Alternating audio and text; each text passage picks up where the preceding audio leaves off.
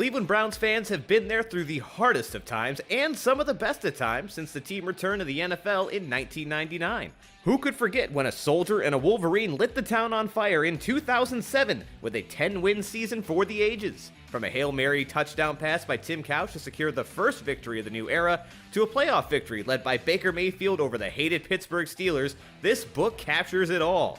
From wins over their rivals to wins in prime time with the world watching, we examine every big moment and every hard hit.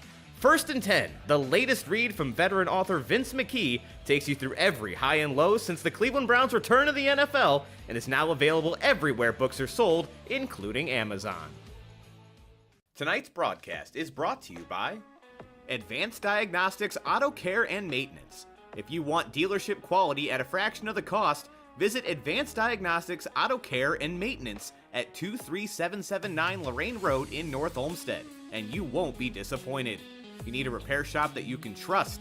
They know the repair process is all about customer service. How they treat their customers is just as important, if not more important, than the quality of the services they provide. They are always willing to discuss your repair needs before, during, and long after your visit. They treat you like family and won't stop until you're completely satisfied and road ready. B.A. Sweetie Candy Company. The world's most famous candy company is right here in our backyard. They are located at 6770 Brook Park Road in Cleveland, and it is a candy lover's paradise. They have every candy from your childhood, so make sure to visit them today. Climate Tech Inc. For 48 years, family-owned and operated Climate Tech has been the premier company for all HVAC services. For both residential and commercial, they have it covered. They offer free estimates on equipment replacement and 24-hour emergency service. Visit them at climatetech.com. Dave's Golden Shear Barbershop. Dave's Golden Shear Barbershop has been your trusted barber for nearly a century of great haircuts. With affordable prices and excellent customer service, there's no better place to get your cut. It is located at 26915 Center Ridge Road in Westlake. Dick Esser Plumbing. Get exceptional plumbing repairs and installations for your commercial property from the experienced professionals at Dick Esser Plumbing and Heating Incorporated. They provide honest services and quality workmanship. You can find out more about them today at dickesserplumbing.com. Falls PC Clinic. If you're looking for excellent service and a people-friendly approach, then you've come to the right place. Falls PC Clinic has an ultimate goal to serve you and make your experience a pleasant one. They offer all repairs for makes and models, including Mac computers. They work on laptops and desktops and specialize in hardware repairs. Look them up at fallspcclinic.com.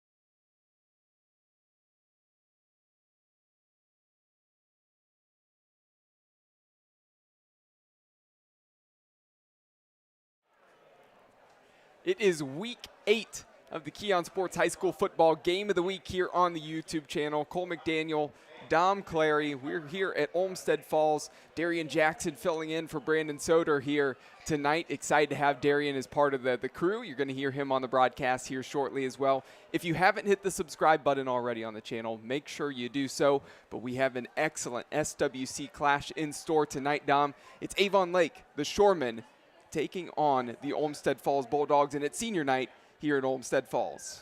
Senior night means just something a little extra. Mom's crying the whole game.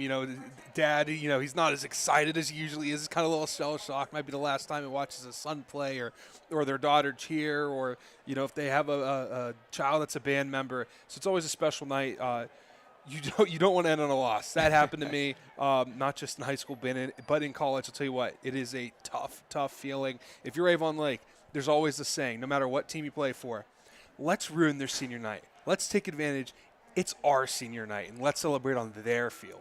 Well, we'll talk about the Bulldogs here first. They come into this one with a record overall of 5-2. They're 2-2 in the SWC. They lost 10-3 to North Ridgeville. That was a very close defensive battle. And then, of course, Avon, the team that everybody seems to be chasing in this conference, they took care of business 52-10 over the Bulldogs. Those are the two losses. You got two of your toughest opponents out of the way in the SWC. This is the other, probably toughest, you'd have to say, in Avon Lake. But the wins for Olmsted Falls, a convincing 41-7 victory against Elyria, as well as a big victory on the road at Amherst Steel. So, have to feel good about the convincing victories that you got. And really, every single win that they also picked up this season. Olmsted Falls had over 33 points in that ball game. That's going to be a key, is put up a lot of points on the board tonight, Dom. Oh, absolutely. I mean, this is a team where, it used to be in the past, especially last year with Rocco Conti, they would just get off to a fast start. It seemed like before, you'd be able to blink your eyes, they're already up by 30. That's not the case with this team. A little bit more methodical, takes them a little bit more to get into a rhythm. So here against a good Avon Lake team, you have to get going early and often. Got to be quick. They have to look to score 30 or more points if they want to win this game. The offense really has to click. Their defense, keep doing what you're doing. Really, only one bad game against Avon, that North Ridgeville game. Yep. I mean, that is 2 yards in a cloud of dust. This will not be that. This will be two teams that are looking to set the tone, running the ball. And as we know, Olmsted Falls, they love to run the ball with the triple option wing T. Well, the last two meetings between these two teams have gone the way of the Bulldogs. Olmsted Falls has won consistently the last couple years against the Shoremen, but there's a lot of different players that need to step up. There's no Rocco Conti this year. There's no Jack Pinchek, guys that we've been familiar seeing the last couple of years. This is our first glimpse here for the Keon Sports High School Football Game of the Week of seeing the Bulldogs. Still Jimmy Rossell, the quarterback, is the guy under center. You have the fullback, Derek Necker, who the senior, he's been actually a dominant force this year as the fullback with his hand in the dirt. He's a guy they're going to have to rely on, not only on the offensive side, but defensively as well. You're going to see Owen Singleton step up. Caleb Ellis, those are guys stepping up as those wingbacks, taking over the spots of Pinchek, Michael Kandow, and Rocco Conti. They have big shoes to fill. They've done it pretty well throughout the season so far. It's a matter of what can they do tonight, though, in this one. You talk about Derek Necker.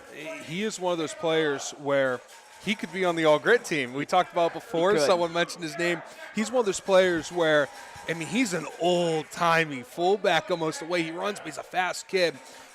You get him out in space, you get him to that second level, and he's gone. But these wingbacks and Singleton, Ellis as well, they complement him well. In the wing T triple option, you rely on having really fast options as your wingbacks. They may not be able to pull a move right away, Rocco Conti could, but they're able to move out well in space. If they have 5-10 yards to gain, they'll take advantage of that. The defenders have to be quick on getting there, and they have to be keen on being in the right position. This is an offense that utilizes speed. The senior fullback is fully going to take advantage of those fast wingbacks. I'm excited to see how this offense, how they look, because we haven't seen them yet. So for us, it is a new look team without Rocco Conti. I'm excited to see what these wingbacks do. So now the visitors, the Avon Lake Shoremen, they come in with a better record than the Bulldogs. 6-1 overall. They're undefeated in the SWC. Perfect 4-0. Their only loss was in Week 3 at Chardon. Now, here's the thing. They have, of those 4 wins in the SWC, it's Berea Mid-Park, Midview, Amherst Steel, Elyria. This is a team that, because of their record, they're getting votes to be in the top 10 of the rankings in Division II here in the state of Ohio. But you'd have to say some of those wins were actually pretty close versus some opponents like Amherst Steel and Elyria that the Bulldogs blew out, happened to be pretty close ball games for Avon Lake. So the question is, probably because of the record, rightly so they're getting votes, but how good are they? That's what we're going to find out the next 3 weeks, because they have a gauntlet. Olmsted Falls here on the road, at home against North Ridgeville, and then they finish in the Silver Rail rivalry on the road at Avon. That is an awful slate to end the year. Their schedule is very comparable to like what Notre Dame has had. Yep. Where you go against Ohio State, and then you end up going against Duke, and then you go against, I think they're going against Louisville, and then North Carolina. It's like it just doesn't end. That's what this slate's going to be here for Avon Lake. But this is a tough, gritty group. This is a team where you can hit them, they're going to get right back up. They've been like that since I've seen them play.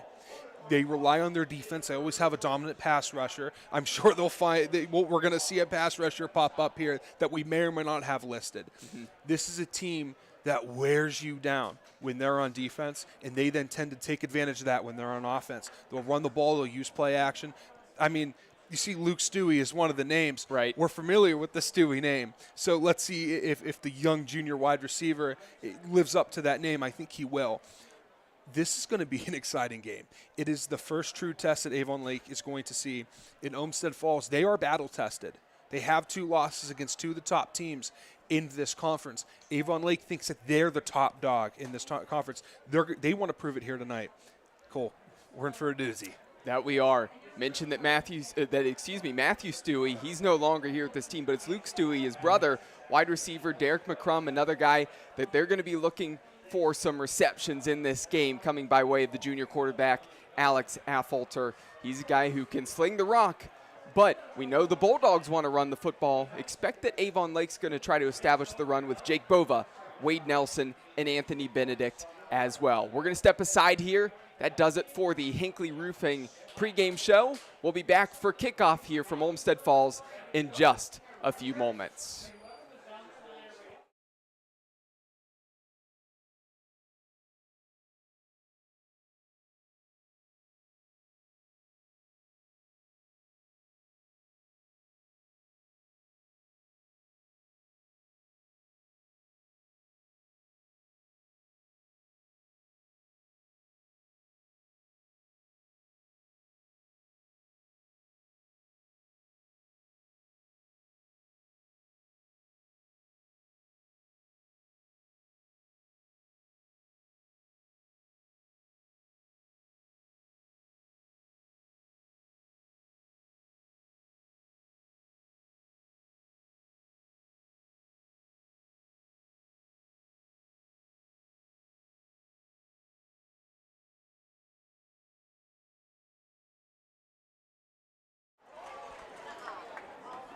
So a kickoff about to get underway here from Vitamix Field here in Olmsted Falls. Just heard the Hinckley Roofing pregame show here with myself, Cole McDaniel, and Dom Clary. And now Darian Jackson joining the broadcast. Again, shout out to him, operating the camera for us tonight. And the third member of our crew, Darian, thanks for joining us. I appreciate you, my man. Thank you. So kickoff underway from left to right on your screen. Sent deep down the field.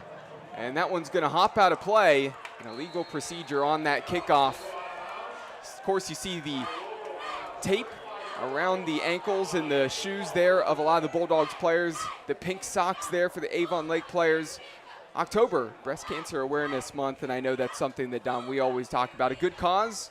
It's something I always love about football, repping that pink during October. It's for a great cause. I'm glad that the football community can get behind that and back the support of raising money and awareness for this disease. And it's we'll talk about it later, but it brings me to tears, Cole. It's special that we were able to do this in the beautiful game of football.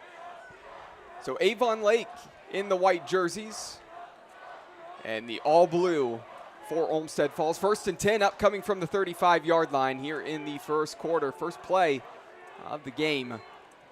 Back to pass. Affolter scrambling, pressured right now, rolling to his right on the run. He finds a receiver on the far sideline, stays in bounds, barrels past the defender at the 40-yard line. And one play, and the Shoremen are into Bulldogs territory. What a start, Dom. Oh, able to scramble.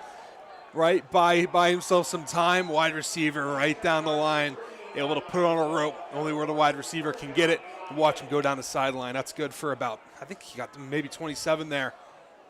Nice play there by Carter Burke, the receiver in the backfield.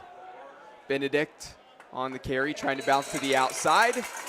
Looks like he lost about half a yard there. We're going to see if he got forward progress, getting back to the line of scrimmage. Looks like, as I mentioned, about that half-yard loss. Anthony Benedict is another guy that I've heard for the All-Grit team. He's a tough kid there at running back. He's a gritty running back, looking to, lower his shoulder and watch the defenders fall. He's not the biggest kid, but boy, he can pack a punch. That he can.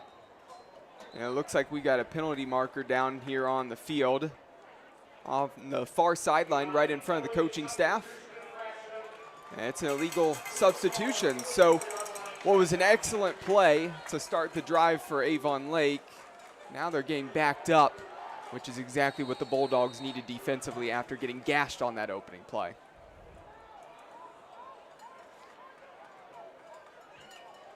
So after being moved back, 2nd and 16, ball on the 44-yard line. 1 minute played so far here in the opening quarter. Week 8, Keon Sports High School football game of the week.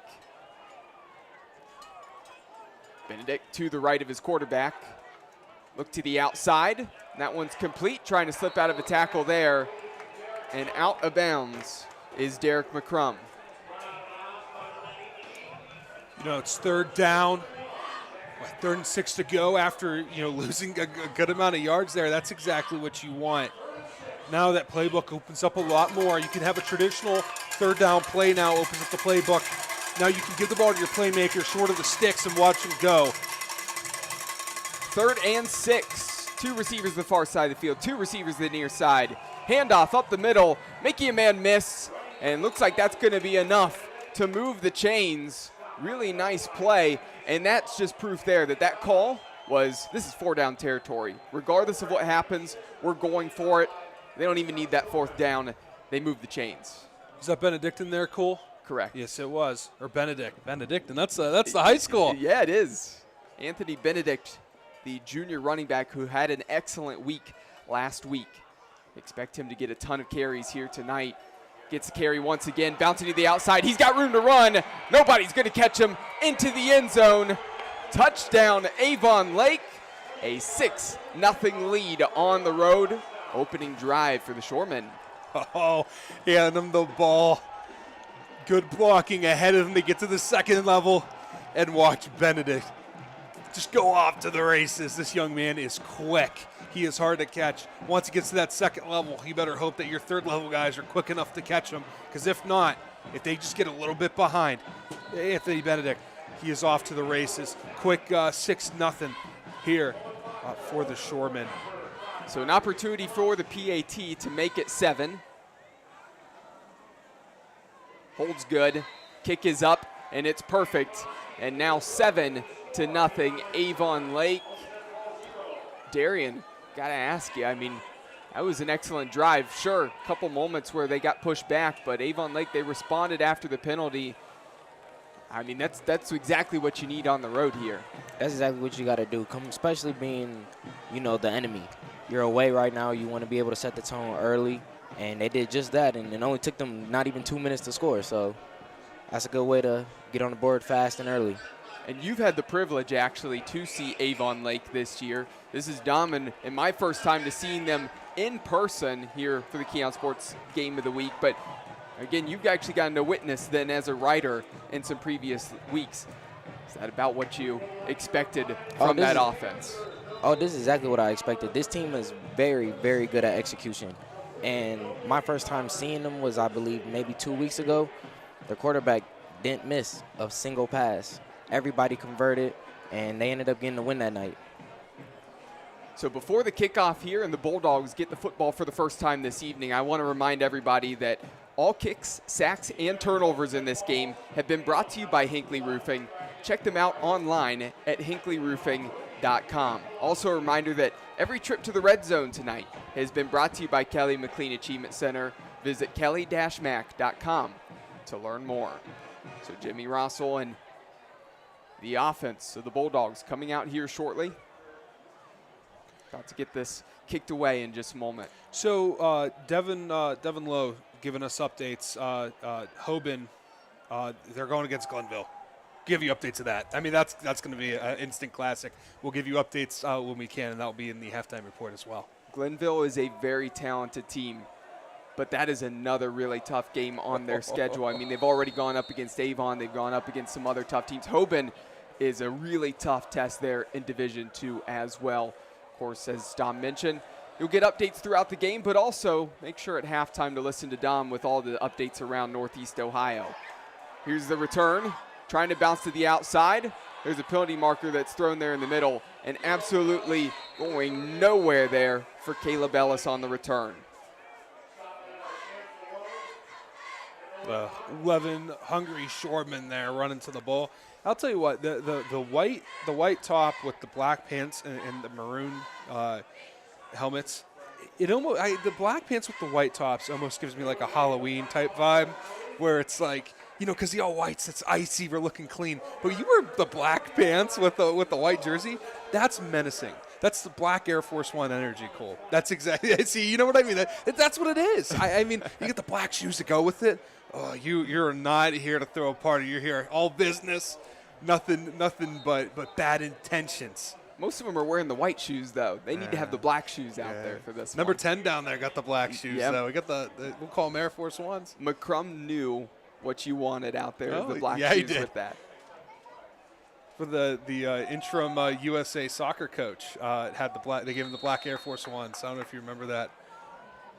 So just 2 minutes played here so far. Bulldogs looking to respond after giving up that touchdown on the first defensive drive. Handoff up the middle, and stumbling immediately on that carry was number 26, Owen Singleton.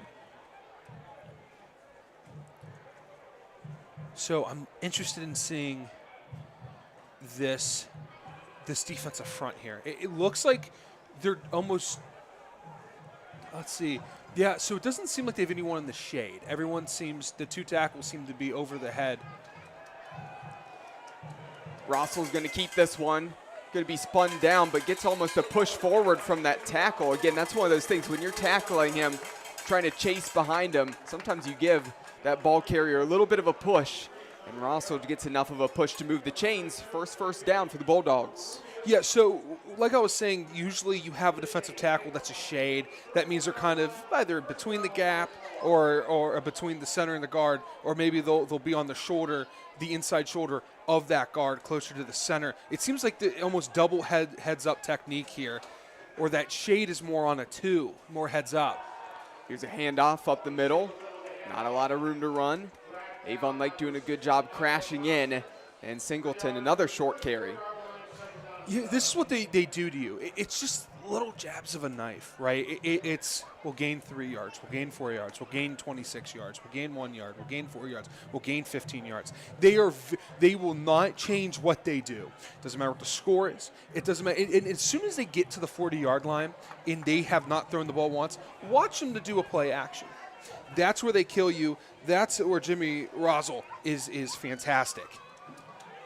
Rossel, the keeper, gets out to the 40-yard line. Another nice carry. Sets up a 3rd and short. Now, the thing is that you're mentioning, it's like those little stabs of a knife where it's 2 yards, 4 yards, 3 yards, 6 yards.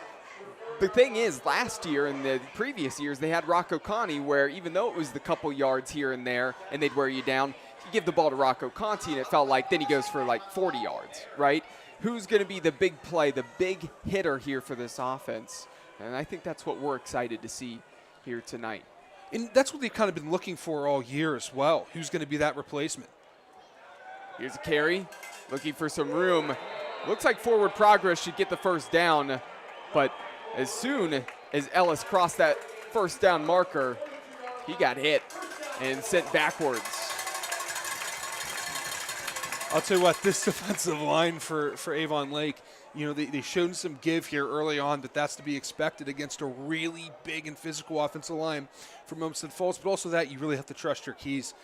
There's going to be times where a tackle is just going to fall into you. That's just the reality of going against any type of wing T formation. 1st and 10 from the 42.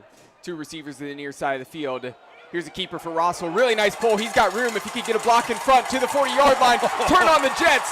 Rossell high-stepping into the end zone. Touchdown Bulldogs from the 42-yard line all the way down the sideline. Looked like he might get caught at the 15, but no. And there's the response from Olmsted Falls, and we wondered who the big hitter would be. It's none other than the quarterback. I mean, first of all, I had no idea where the ball was until he was about 10 yards down the field. That's what you'll get from an offense like this. But Trent Harbenicki there, I'll tell you what, he wants to be in the all-grid team, Cole. He barreled through an Avon Lake cornerback. That was the key block right there. Usually it's a fullback or a tight end, but no. Hey, if you want the rock, you got to block, Cole. No block, no rock. That's exactly what he did. Those are the type of plays that just reason why I love the game. Yes, the Jimmy Roswell run was phenomenal, but I'll tell you what, that Harbenicki block, I'll tell you what, take a picture of that and put that on your wall. That's as good as a block you'll see from a guy his size. Well, if anybody out there doesn't exactly know what Dom is talking about, something that we discussed is we've seen a lot of gritty, tough players, people who maybe don't get the recognition that they need here throughout the season, right? Guys who maybe aren't the star of their team. They're not the guy you always see in the written recap articles, but they do the things like block. They're the guys you want on your team. That's why we call them gritty players. And so Dom talked about the idea for all the Keon Sports High School Football Game of the Weeks that we have, all 10 of them, going back, figuring out an all-grit team. Who are the guys who get the job done, who aren't afraid to get dirty for their team to help them win, to really play tough. And you mentioned wide receiver number 23, Trent Krabnicki. He really laid down an excellent block there, and that's the whole reason Rossell took that one to the house.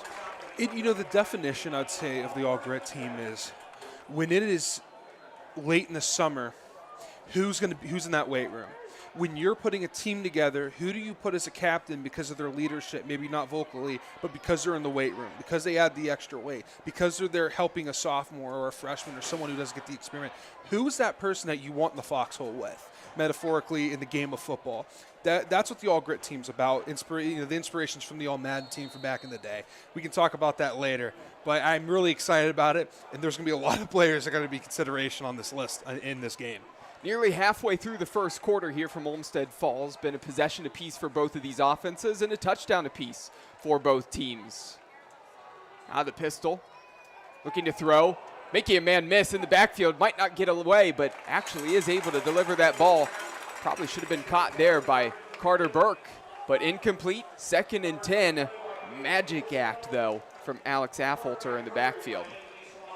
It's hard to see because of the glare here in the press box, but Cole, I'll tell you what, he can really move. I mean, if there's trouble, he's doing a Aaron Rodgers or a Ben Roethlisberger or Josh Allen. He's getting out of Dodge, and he's finding a way to get the ball down the field. Now that pistol set once again. Here's a handoff up the middle, trying to get a push from the offensive line.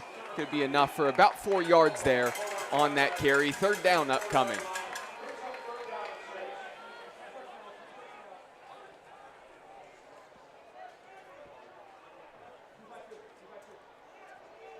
So 4 receivers out there on the field, still in that pistol set. Anthony Benedict still the guy in the backfield getting a lot of the work. Jake Bova, Wade Nelson, guys that we expect to get carries here as well here tonight. Affolter. Bova motions to his left. Affolter back to pass. Looking down the field, rolling to his left. Throws this to the near sideline. That one's caught in bounds and enough to move the chains. Excellent throw and excellent blocking there. Credit to the offensive line as well as Jake Bova, making sure nobody got after the quarterback, and he had all day to pick out Joseph Heron. Now, he did have all day. Low happy feet, rolled out a little bit too soon. Could have stayed in there, had the throw off balance in the back foot. Stay in that pocket, young fella. You don't have to move. If there's no pressure, don't make any pressure. Bova to the right of Affolter. Affolter back to pass, looking down the field. He's got a man wide open. Hits him at the 25-yard line, trying to cut back, and that one's going to be a touchdown for Avon Lake. Again, Affolter to Derek McCrum, the senior wide receiver. Quick strike offense. Back and forth these teams go, and it's now 13-7. Chance to make it 14. I mean, come on, McCrum with the black Air Force Ones wide open down the field. Wow. Affolter hits him wide open. Beautiful pass right on the money. Leads the wide receiver. Are we just going to see big play after big play? I mean, I feel like I'm watching Muhammad Ali and George Foreman, the two heavyweights of yesteryear, just throwing haymaker after haymaker. I'm going to put out like 100 tweets if this game keeps going the way it's going, Cole. Yeah, forget about jabs. These are just hooks and power punches that are being thrown right now between these two. And the way this is going, I don't think we're done yet with those power punches either. 5.5 minutes really left to go here in the first quarter. It's already 14-7. 3 total offensive drives, 3 touchdowns to this point. The SWC, the past 3 years we've been doing this school, they just remind me of like the heavyweight division in boxing from like the 70s. It doesn't matter where you look. It's Frazier, it's Foreman, it's Ali, it's Liston. It's just that the entire division, you have to be terrified because you're going to get knocked out if you look the wrong way. I mean, it's a blast, and it just shows you why the SWC makes a case every year of why it's one of the best, if not the best, in Northeast Ohio when it comes to even conference play. And I know Avon's kind of ran away with the conference the past so many years, but I'll tell you what, Olmsted Falls and Avon Lake, they'll show you that, hey, we're just as good as anyone else at the D2 level. Well, Olmsted Falls, they've made runs in the postseason as well the last couple of years. Avon Lake, they've been a very good team here the past couple years, but even a few years prior to that, they were almost like a heavyweight, almost neck and neck with Avon. I know we called a really great Silver Rail rivalry game a few years back as well, where that was a dogfight all the way to the end there in Avon. North Ridgeville's really improved. They've been on the rise. Berea Mid-Park has a lot of talent. Amherst Steele's improved. Midview's actually improved. I think the entire conference has improved. On the kickoff, that one's going to go out of bounds just barely for an illegal procedure as well. And cool, if you want to learn more about some of the great rivalries in Northeast Ohio, our very own Vince McKee has a book on it, the high school football rivalries in Northeast Ohio. Great plug, yes. I have two of my articles are in there, so make sure to read. I believe I have, the Black Friday between Avon and Hoban, and then I have the Civil Rail as well. So, yeah, make sure to read I think it's the most recent entries on those. Yes. Yeah, absolutely. Make sure you check that out. Again, a shout out to our guy, Vince McKee, as always. Second drive here of the night for the Bulldogs. So far, their defense hasn't been able to keep the Shoremen off the scoreboard, but their offense looking to get a response here. Snap to Rossell, looks to pitch. A lot of room out to the far side, and a ton of speed there for number 23, Trent Krabnicki.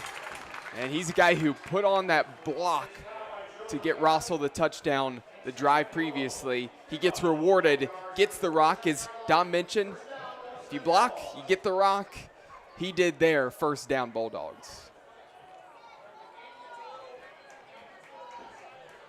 Yeah, I like how it's like a low reward for him, right? Where it's, he worked his tail off getting the block. Now he gets a nice little first down pickup.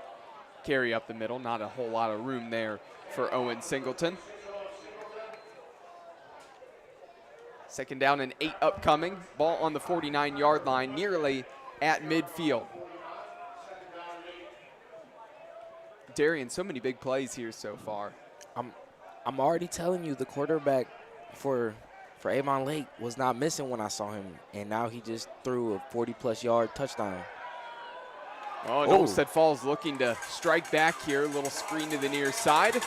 Good block out wide by number 5, Logan Connolly, to set up some room for Krabnicki, and he moves the chains. So he's touched the football now twice on this drive. Was that a pitch or a throw? I'm doing like 5 things right now. Throw, Okay. Yep, throw to the near side screen. Seeing the Bulldogs hit the air.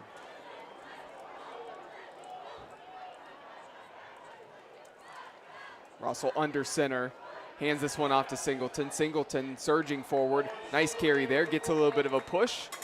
Up close to the 35-yard line. Going to be officially at the 36. 2nd and 5.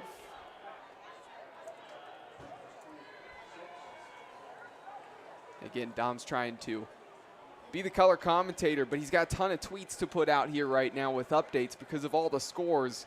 Playing the catch-up game because of these quick strikes. We're not even through the first quarter here yet. 14-7. Under 4 minutes left to go in the first. Here's the handoff to Singleton up the middle. That one not nearly as much room as the carry previously, but going to be 3rd and short. Singletary got that twice in a row. I'm sorry, I hate doing this on air, but okay. I still didn't have that tweet out, but here we are. We're back on track. Yep, Singleton with 2 carries back-to-back, a 5-yard gain and a 3-yard gain. And now 3rd and 2 in what you'd think is no man's territory. You'd think this is 4-down territory here. We'll see if they go back to the well, back to the ground game with Singleton. That they do. Singleton has a lot of room to run, though. He's going to bounce to the outside. Can they catch him at the 10? Rumbles inside the 5-yard line. That's where he's brought down. 1st and goal. Singleton 3 times in a row. And the 3rd one, he hit big. He's stumbling, he's bumbling all the way down to the goal line. Physical fullback proves that he has the speed to get lost there at the 3rd level.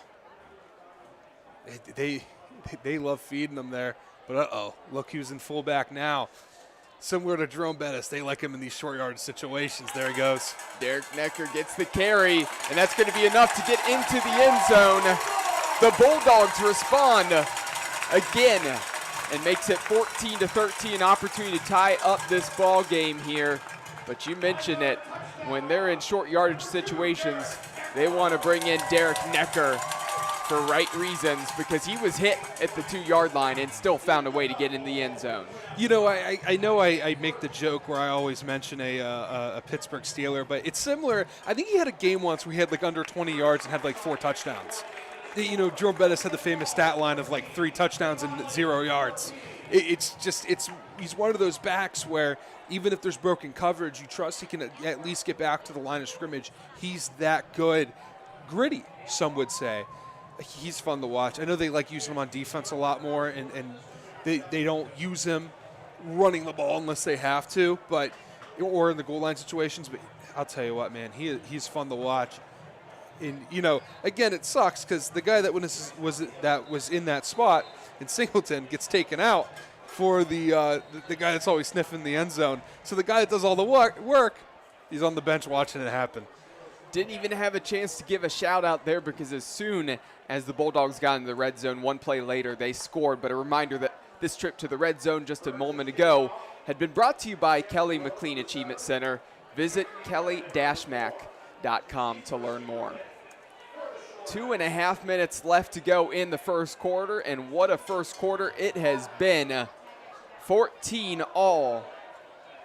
And the Bulldogs set to kick this one away. Now we've seen illegal procedures, 1 per team here so far. This one, a booming kick, sent down to the 5-yard line, fielded, looking for some room up the middle, plenty of room to run, and dragging defenders out to the 30-yard line, and that is where the offense comes back out onto the field. Nice return there for number 4, Anthony Benedict. Now, what do they do now? Are they heavy on the run game with Benedict, or you know they have Bova, or they have Nelson at the running back, or they have Haven or McCrum or Stewie at wide receiver? This team has so many options that are all equally effective. You have a brute of an offensive line. There's so many options for this team to drive down the field and be effective. Looking over the sideline for that play call here. Benedict in the backfield, Bova also in the backfield as well. Bova going to be the lead blocker for Benedict, clearing out a little bit of a room, and Benedict just follows Bova for a little bit more than 5 yards, about 5.5 there on that carry. You know, Bova's almost their fullback of sorts, more of your rough and tumble H-back / running back.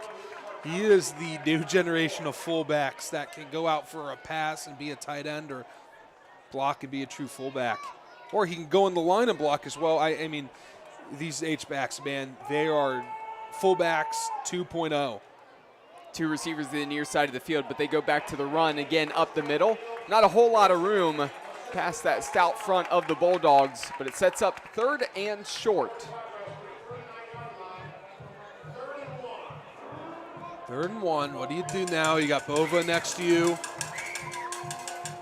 They just bring in another offensive lineman? This crowd trying to get a little bit loud here right now for their defense on 3rd down. Just over a minute left to go here in the opening quarter from Olmsted Falls. And those two backs in the backfield with Affolter. Here's the handoff to Benedict up the middle. He has plenty of room to get that 1st down, but there's a penalty marker off to the far side of the field. That's going to be a false start on Avon Lake, so push the offense back. Real quick, Cole, with 6:36 to go in the 1st quarter, Glenville is beating Hoban by just 1 single point, 8-7. That's going to be a tough game. Actually, I think we just have another update. It's 14-8 Hoban. Just like that, I just tell you, with 1:28 left to go in the 1st. Yeah, truly a slugfest there in that one. And Glenville's lead appears like it did not last long. Of course, that one very early in that game. Under a minute left here in this quarter, 3rd and 6. Back to pass, Affolter looking down the field. He's got a man wide open. Once again, McCrum cutting to the middle of the field, trying to switch to the near side. He keeps running, and Bulldogs keep chasing, and finally, he's tackled from behind at the 16-yard line. Great throw, and that secondary just lost him, and you can't lose Derek McCrum. 49 yards. So what happened is the cornerback fell on the top of the screen there. If you want to play that back, cornerback fell down, complete loss, no safety help to be found. Here's a carry. Trying to follow some blockers there on the near side of the field. Anthony Benedict tackled, brought down. Appears like that's going to be the last play here of the quarter. So we're going to step aside here for just a moment into the 1st quarter. All knotted up, 14 apiece here in the Keon Sports High School Football Game of the Week. We'll be back for the 2nd. Tonight's broadcast is brought to you by Frankie's Italian Cuisine. Looking for a place to enjoy a post-game meal? Love Italian food? Frankie's Italian Cuisine has you covered from meatball to lasagna. Visit them tonight at 4641 Great Northern Boulevard in North Olmsted and taste the 50-plus years of legacy for yourself. Freedom Auto Detail and Ceramics. Experience the best in automotive luxury and protection with Freedom Auto Detailing in Ceramics. Unleashing the true beauty of your vehicle with expert detailing, premium ceramic coating, and paint protection services. As a veteran-owned and operated business, they take pride in the unique qualities and values that set them apart from other detailing and paint correction services. Find their work online at freedomceramiccoatings.com.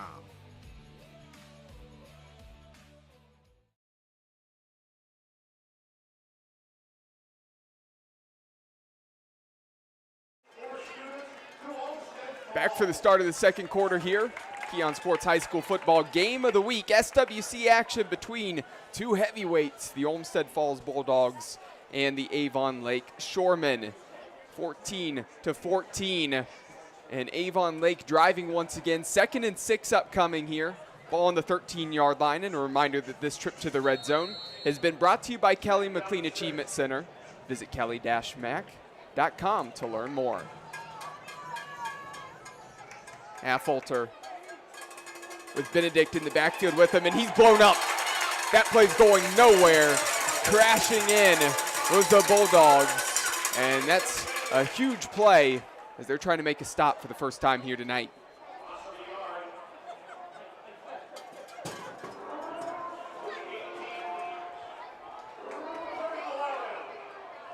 So 3rd and 11 upcoming from the 18. Trips right. Anthony Benedict to the left of Affolter. Back to pass, looking over the middle. Has a man through tight coverage. An incomplete, big hit in the end zone. Hope the Shoreman receiver is okay there. A little bit slow to get up. But the Bulldogs secondary making a huge stop there. Oh, that's it's unintentional there by Alf there, but that's what we call a death pass. Is when you throw the ball across the middle and the wide receiver has to reach out, and there is a safety hitting right there. Ed Reed was known for those. Troy Polamalu was known for delivering them well. You hope he's all right. Hopefully it's just the air got taken out of him. I've never gotten hit like that. I'm very grateful. I've gotten thrown in the air like a rag doll once or twice. Never have I crossed the middle. He seems to be all right. That's not a good hit to take. No, it definitely seems frustrated, probably not coming down with that football. Wind was probably just knocked out of Joseph Heron there because he did take a big shot as he was trying to catch that one in the end zone. So now 4th and 11, upcoming from the 18-yard line, and you'd think that they'd try to kick this thing here. And it appears like the special teams unit is coming out on the field as Avon Lake tries to take the lead here again on the road. And this is a win for the Bulldogs, regardless of what happens here. Holding them to potentially 3 points. That could be big after we've seen 4 offensive drives apiece. Actually in total. And then 2 touchdowns apiece for each of these teams. Kick is up. Looks perfect there. Splits the uprights, and the Shoremen now up 17-14. You'll take the points. A field goal could make the difference here in a game that's going to be this tight. These two teams are right now inseparable. A field goal can make the difference going down, but you're not going to be able to see if it really affects much until we get way, way later in the game. But right now, it's a good make. So only 46 seconds played so far here in the second quarter. And the Shoremen, as we just mentioned, you see on the scoreboard, now lead by 3, 17-14. Of course, this is a big game that means a lot to both of these teams, but especially to Olmsted Falls here. You always want to get that win on senior night. And here you hear the crowd on the near side right in front of us. They're getting fired up as they're cheering on their team. A chance for their offense, who hasn't been stopped either, to try to go out on the field, see if they can take the first lead on the night.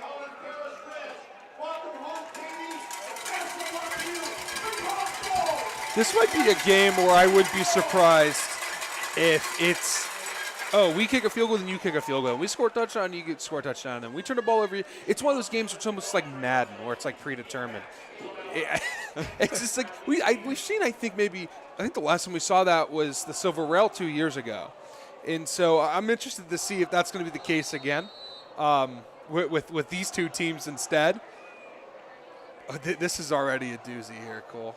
That was a first quarter. Remember, I think the second quarter is going to go the same. Kickoff short there.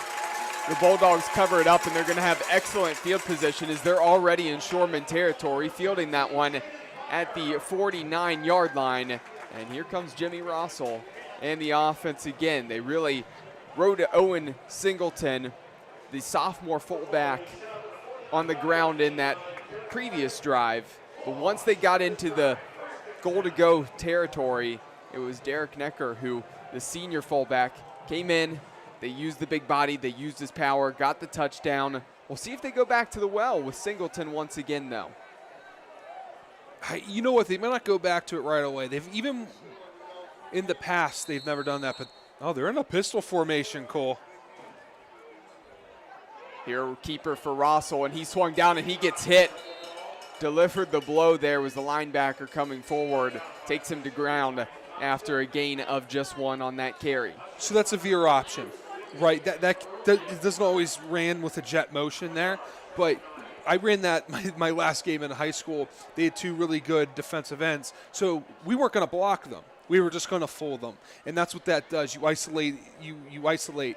It reverses rules. Usually, if the lineman runs at you, you give or you go. But the rules, they change.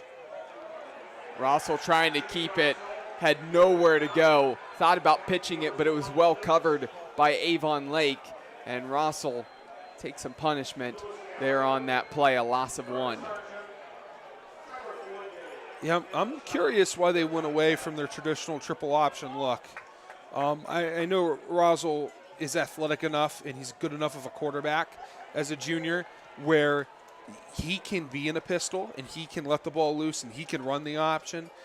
But that triple option's been effective. I feel like now, especially when you're trying to take the lead in such a crucial possession, it's interesting. And now this is almost guaranteed to be a throwing down. 2 receivers to the far side of the field. Rossel needing to scramble, pressured from behind. Off of his back foot, floats this over the middle. He's got a man.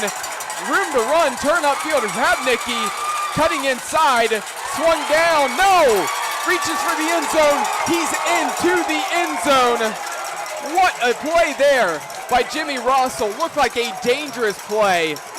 You don't typically want to throw back across the middle while jumping in the air, but somehow Trent Rabnicki, perfect contender for that all-grit team, comes wide open after the catch. The run after catch was impressive. Looked like he'd be brought down at the 5. No, stretches for that pilot, for the breaking the plane. He's able to do it. This game is off the rails right now. All we're missing is a big special teams play, a defensive touchdown. I mean, so many big plays. Hey, of all the big touchdown plays that you'd think that we'd see there, Cole, that wasn't it. I immediately thought he's going to throw the ball away. They're going to punt the ball, move on the defense. No, he's going to score a touchdown for, for 49 yards. Cole, he was even with the ground when he threw that. He continues to impress us. Second year as a starter. Yep. He continues to impress us. And Nicky, I'm struggling to pronounce his name. I mean, I'm flabbergasted right now. I'm using words from like the 1950s right now. He's been incredible. He only has 1 touchdown, but that's all he needs. And, you know, the effort he's shown to block and be involved in plays that really don't even involve him. I'll tell you what, he's a contender. If you have not commented on who you want on that list, you need to put this young man's name on the list so we don't forget. I don't think we will, but wow, what a play. What a game. I got to go back on Twitter and update the score. My gosh. There has not been a drive yet in this game that hasn't resulted in points. 2 touchdowns and a field goal for Avon Lake, 3 touchdowns for the Bulldogs, and that's why it's 21-17 here currently. Fielded deep, trying to get out around the edge, slipping through 1 tackle there was number 17, Aiden Stewart. And the offense of the Shoremen now come back out on the field. They trail for the first time tonight by 4 points with 9.5 minutes left to go in the second quarter. Want to remind everybody as well that all kicks, sacks, and turnovers in this game have been brought to you by Hinckley Roofing. Check them out online at hinkleyroofing.com. Also, another reminder at halftime, make sure you don't go anywhere. Dom will be back to give us updates on scores around the area here in Northeast Ohio as well. As always, a can't miss there. 2 receivers to the near side of the field. Receiver in motion now. Benedict in the backfield. He's going to get the handoff. Good move there. Sees that hole open up to his right. Little sidestep. Hits that hole. Surges forward to the 30-yard line. Gain of 5.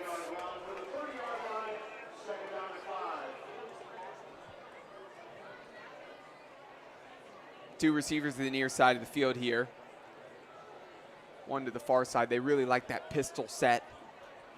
A lot of times when they have like an H-back or tight end off to the side of the line there. Man in motion. Here's the handoff again up the middle. A little bit of room to run. Gain of a few there on that carry. So Darian, you've obviously seen the Shoremen like we talked about. But this is your first time seeing the Bulldogs here this year, is that correct? Yes, sir. What have you thought so far of their offense and how they played to start? They're playing with urgency. They don't want to lose today. It's homecoming week for them. Like senior night, they don't want to lose. And they got to be able to play against a very tough Avon Lake team who's not going to go away anytime soon either. So, I mean, I'm happy. And I'm excited to be watching this game. And like you said, they're throwing haymakers. Each team is scoring. There hasn't been a drive yet where neither team has scored. I mean, it's a great game. And there's that urgency from the defense of the Bulldogs as they get a huge stand on third down, and it's the first time on the night we see the punting unit come out on the field, and we're halfway through the second quarter. Oh, what a game. But right now, if you're Avon Lake, yeah, you're punting. It's our first time punting, but you want it to be your last, because at the rate that this game's going, golly, Olmsted Falls was on pace to score like 70 points. The way how fast they're scoring, I mean, both teams really are. So this one is up and away. Short wobbling punt. Takes a huge hop. I've never seen that before, Cole. It looks like it kicked off of the nose of the football and just launched down to the 10-yard line. And yeah, so for those who are wondering, it will be at the 39-yard line. Okay. That's where they'll mark it. Yeah, I was curious about that if it's where it hits his helmet. I don't think I've seen that before. And I watch MAC football for fun. And I've never seen that before. So that's how you know that is one of the most interesting things that you've ever seen. Nose of the ball right off of the top of the helmet. It shoots a good extra, about 30 yards almost down the field. But this one spotted back where it hit the helmet at the 39-yard line. So better field position for the Bulldogs than what it could have been there. Officials were on top of that call. And the offense on their fourth drive. Can they get their fourth touchdown? Remember, anytime the Bulldogs have scored 33 points this season, they have won the ball game. They already have 21. Here's that jet sweep. Try to get around the edge to the near side, slipping through one tackle and brought down close to the 45-yard line is Hrabnicki. They really like him today, don't they? Keep feeding him the ball at every opportunity that they have. I don't blame him. He's been solid thus far here for the Bulldogs. They do. I mean, it's the same set for the Bulldogs, but we've seen a couple changes. They're not going to those wing backs nearly as much on the pitches as we saw last year. They're using the wide receivers some on jet sweeps, too, out of this. And they like, of course, the keepers for Rossell and going to the fullback up the middle. Here's Rossell on a keeper. He's going to cut to his left, up in the middle of the field, move the chains, and into Shoreman territory down at the 45-yard line.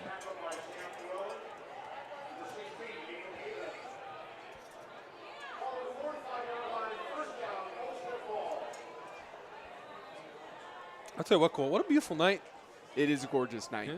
I was worried after last night's rain that we were going to have a sloppy one here, but it's been nothing but beautiful all day. Of course, here on the turf that was installed just a few years ago. Not the grass field that Dom loved. Dom loved when they had that grass field here, and now went to the turf like many schools have done as well. But a beautiful newer turf field here at Vitamix Field.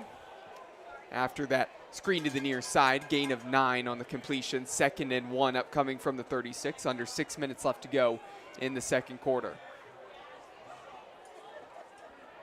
Also under center, hands this one off. Singleton has a little bit of room there, enough to move the chains. Ball down at the 30.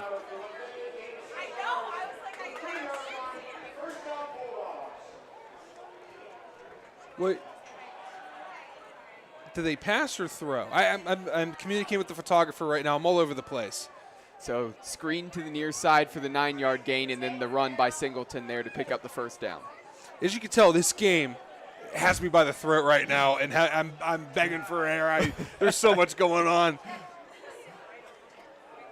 Here's a keeper for Rossell. He's got room to run. Nobody's going to catch him. To the 10, to the 5, to the end zone, and in. Olmsted Falls Bulldogs touchdown. A commanding 2-score lead now for the home team. You look down. If you look away for a second, as I have once or twice, they will score in a blink of an eye. It's like watching The Flash, but playing football. It's insane. You know, Avon Lake, they just slowed down there on offense, weren't able to pick up a first down. Olmsted Falls, hey, we'll take advantage.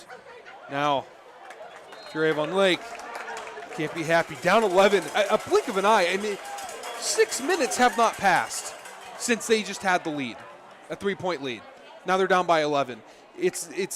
That's how fast that Avon Lake is scoring, or pardon me, that Olmsted Falls is scoring. For Avon Lake, I hate doing this in the second quarter. You have to score. It's at this rate. If you don't score, you're going to be down by 3 possessions. You have to score. It's that quick of a game right now. I mean, I think we've had a score, every 2 minutes? Pretty much. Yeah. I mean, after that PAT, it now makes it 28-17. Olmsted Falls batting 1,000 right now on offense at the moment. 5 minutes left to go here in the second quarter in this SWC Clash, the Keon Sports High School Football Game of the Week. Want to thank everybody for watching and listening live here. And if you watch the playback on this one, well, you are in for a treat. We mentioned earlier that these two teams, it's like a heavyweight slugfest. They're throwing heavy punches right now. I think Dom Clary's taking the brunt of it, trying to keep up with all of his duties here tonight. So as he tweets, sends out the update for everybody else to know what's going on. This one's kicked off. Muffed initially on the return there for Benedict, and he swallowed up just past the 10-yard line. Did a good job recovering, but Anthony Benedict, the junior running back, didn't have much room after he picked that one up. So not the best field position now for the Shoremen as they're looking to respond. Again, they can launch the ball down the field. It does not matter where they're at. They need to get their groove back on. They cannot worry about the score right now, because if they can score here, if they can get a little drive going, they can walk in at halftime looking pretty, but they got to stay with the game plan, stay consistent with the run. They'll set up the pass going deep. These quarterbacks for the Bulldogs have not been able to stop these Avon Lake wide receivers. From the 12-yard line, 4 receivers out there on the field. It's Jake Bova in the backfield. Instead going to be a throw out to the far side. And trying to juke, make a move around a couple Bulldogs. Somehow what looked like it was going to go for a loss went for a positive gain there for the Shoremen. What a nifty move there by the receiver, number 9, Carter Burke. He just kept sidestepping and sidestepping and sidestepping until it was eventually brought down. Nice move there by the young wide receiver. Human joystick, like he's playing Madden Yeah. out there on the field, continually hitting that juke move. Here to the receivers, 3 of them on the near side of the field. Back to Burke. Burke is quickly brought down after he catches that one at the 20-yard line, and now 3rd down and 2 upcoming. That's fine. Not 4th down territory, but, I mean, how much you need? You need 2 yards. You've been able to get 2 yards in every single possession other than 1. I'd add go on 2, go on 3, go on set, catch them off guard, use the count as your advantage. Most offenses have the mistake. The Olmsted Falls will take the timeout. They're not set for this. I cannot stress enough how vital a count is. The defense has the advantage when it's black 80, so hut, or set, go, or whatever it is, right? You need to set, go, black 80, go. You need to switch it up. These different counts can mess with the defender, especially one that's further away from the ball. It can mess with a blitzer. That can pick you up 5 yards in a 1st down. So mix that up. Your offense knows. But again, some teams aren't disciplined enough. Avon Lake should be disciplined enough. They always have been. Death taxes, Avon Lake is disciplined on offense. That's been the saying. So that I just made up. So use the count to your advantage, but they can pick up 2 yards with or without a false count of any sort. So, Darian, just a few moments ago, I saw you shaking your head when Dom said it feels like Avon Lake has to score on this drive. Do they have to pick up this 3rd down and try to score on this one? They absolutely have to. You never want to be behind going into halftime, especially 2 possessions. They're a team that's very capable of, turning this game around. I've seen them do it before. I know what they're capable of. But Olmsted Falls, the Bulldogs right now, what's the word I want to look for? They're really giving it to them right now. We'll just go with that one. They're really giving it to them right now. They're trying to, beat them down to the point where they don't have any life left going into halftime. And with a team like Avon Lake, that is something you do want to do. Clearly important for Avon Lake to try to pick up this 3rd down because the Bulldogs took a timeout defensively. And then when they came out on the field, Avon Lake saw what the Bulldogs had out there, and they said, we're going to take a timeout to talk this over on what we want to do here on this 3rd and 2 from the 20-yard line. So trying to pick up that 1st down to establish a good drive here with just under 4.5 minutes left in the second quarter. A lot of movement up front right now from the Bulldogs. They're trying to get a good look. Here's a quick throw out to the far sideline. Looks like as long as the feet are in bounds, That's going to be enough to move the chains, and a nice catch there for Derek McCrum. I like that. That can make an offensive tackle jump. By the way, Avon Lake, they like adding an extra offensive tackle. We used to call that Army and Navy. It's your heavy packages. You add another offensive lineman. You basically overlaid the other side, and that tight end, is usually not eligible to go downfield. Affolter hands this one off. Room for Anthony Benedict to run. Gets a nice surge there. Gets to exactly where the first down chains were at the 35-yard line. So move them again. Second first down on the drive. See, now you have a pace going. It's not exactly NASCAR, but it's a fast pace, right? We love saying NASCAR. That's not where they're at yet. Right now it's, hey, get to the line, hand down, I'll let you know the call. Keeps the defense tired, prevents them from subbing. 4 receivers on the field again to throw out to the far side.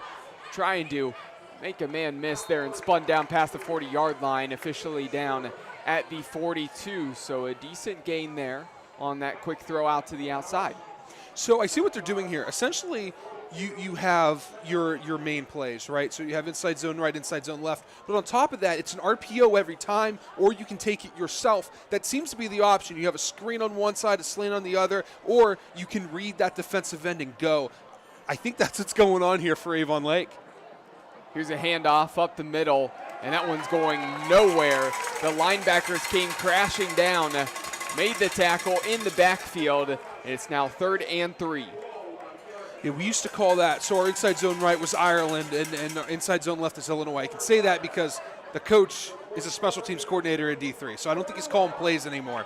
But, we'd have an Ireland read, which means you have multiple reads down the field to decide. This was for quick game, exactly what Avon Lake is doing here.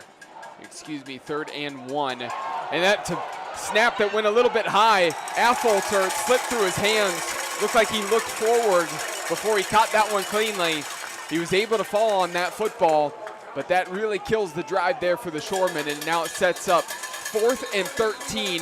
They're going to have to punt this thing away with just about 2 minutes left in the quarter. And you're going to have to rely that your team is going to stop Olmsted Falls from scoring for 2 minutes, which usually is like, we can hold them for 2 minutes. I don't know right now if anyone can hold Olmsted Falls in 2 minutes here. They're playing that good. Well, Olmsted Falls could double dip here as well. Don't forget, they received the football out of the halftime break. So if they can score here and then get that football back out of the locker room, potentially score again, the Shoremen are really going to be climbing a mountain. You're playing at home, relaxing on your sofa, feet up, double dip in your own home, right? No rules against that. There might be guests over, a little double dip, no one will know. Yeah, not just for chips and queso or guac. Double dip of some ice cream. We're talking about potential into the second quarter, beginning of the third double dip here. This one punted away, and as you mentioned, high-hanging punt, fielded past the 30-yard line. So the offense, Rossell, and the Bulldogs come out. Now the football at the 28. So Darian, lots of time, minute and 55 seconds. Sure, we know that the Bulldogs want to go to the ground, but regardless of their system and how they play going to the ground, they've still been able to hit quite a few big plays in this one. Listen, all I know is Olmsted Falls scores right now. It's not going to be looking good for Avon Lake. You don't want to be down. You don't want to be down by double what you have already scored. Not going into halftime, because that's a lot of extra work you got to do in the second half. Here's the first play for Olmsted Falls, and it's going nowhere. That's exactly what the Shoremen needed. So a loss of a couple there on that carry. That's a good way to start. The problem is this team can easily pick that up and more just on 2 plays. Have to stay aggressive, but at the same time know that they have a quarterback that's capable of throwing the ball deep. 2nd and 13 now from the 25-yard line, and right now the Bulldogs seem to be content to let that clock run down. I feel like if you want to try to score here, you might need to speed things up just a touch. 2 receivers to the near side of the field. Rossell following his blocker to the left, trying to cut back, and he's brought down up close to the 35.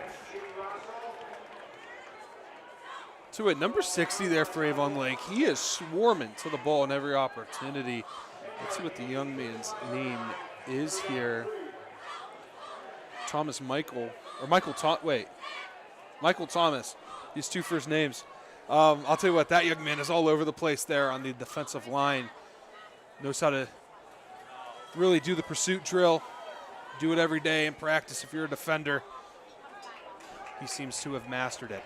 3rd and 3 from the 35-yard line, and the clock continues to tick down. 30 seconds left. The Bulldogs have been pretty content.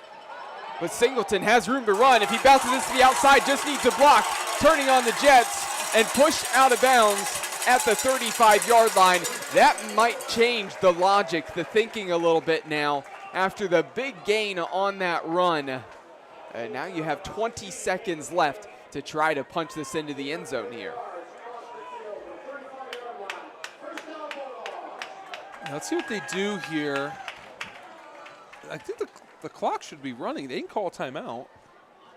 Change or set? Yeah, out of bounds there. Oh, out of bounds. I didn't see that. There's a lot going on here for Miko. Oh. Normal things that Dom catches on to. Yeah, everything's moving here really fast. Rossell on the run, off his back foot, launching it, and that one's heaved towards the end zone, intercepted by the Shoremen at the goal line, tackled at the 1-yard line, and that was exactly what the Shoremen needed here into the half. Try to get a stop, and that's the first stop for the defense of Avon Lake. They needed that bad. He launched the ball down the field. Again, it's easy for me to sit up here at this nice press box and say you just should have thrown it away. Young man was trying to make a play, just couldn't get it done there. No harm, no foul. You get the ball back. Well, it was similar to when he made the big play and it resulted in a touchdown where he was running to his right, jumped up in the air and tried to go back across his body. It panned out the first time, didn't that time with the interception. And now with 8 seconds left, ball on the 2-yard line. The Shoremen, they probably want to find a way to maybe run this ball up the middle, try to kill the clock off, because again, taking a knee, you'd be doing it in your own end zone. Here's that sneak, the surge forward, and that should be the last play here of the second quarter. As we go to the halftime break, this has been an incredible game so far. Avon Lake came in on the road, confident on offense, performing well, but now they trail because the Bulldogs kept responding back. And since they got the lead, they haven't given it up. Olmsted Falls 28-17. Don't go anywhere. The Hinckley Roofing halftime show with Dom Clary is coming up just shortly.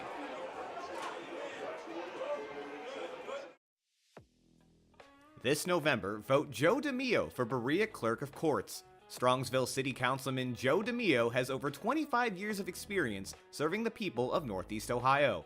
He will put his over 25 years of court experience and over 2 decades of city council experience to work for you. DeMio is a name to be trusted. His judicial experience at the county level has him serving 4 judges and trusted by thousands. When you vote for DeMio, it truly is experience working for you. You can find out more at joedemio.com. This ad was paid for by the Friends of Joe DeMio for Berea Clerk of Courts. Tonight's broadcast is brought to you by Great Lakes Training. Great Lakes Basketball caters to athletes of all ages and experience levels with a wide variety of training techniques. Book your first session today at www.greatlakesbasketball.com or email Coach J at coachj@greatlakesbasketball.com.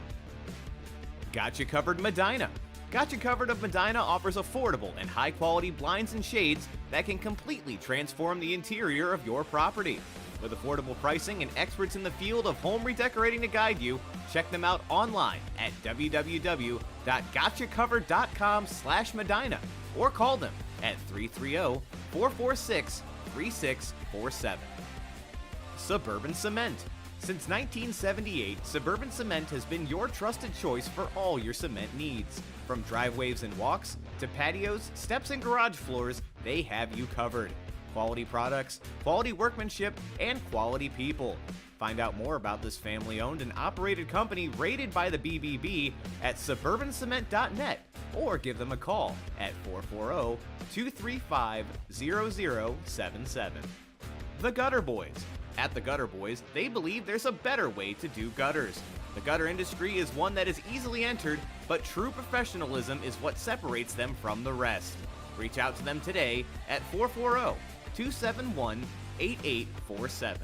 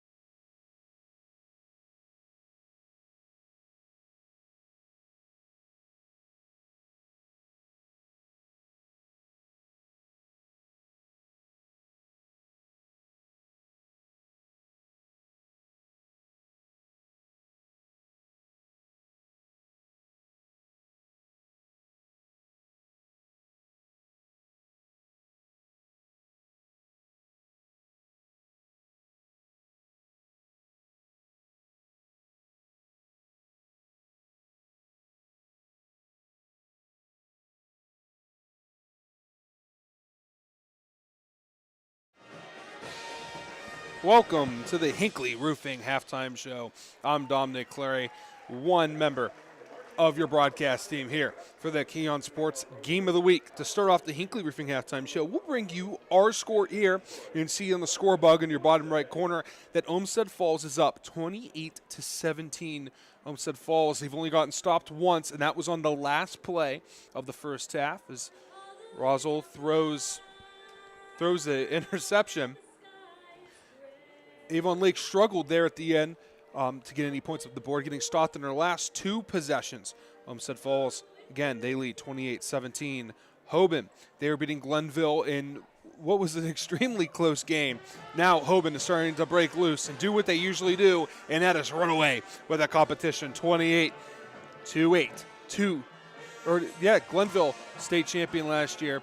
Hoban was not. Both teams showing why they're the best of the best that Ohio has to offer. Speaking of best of the best that the SWC has to offer, Avon, they're beating Midview, 24-0.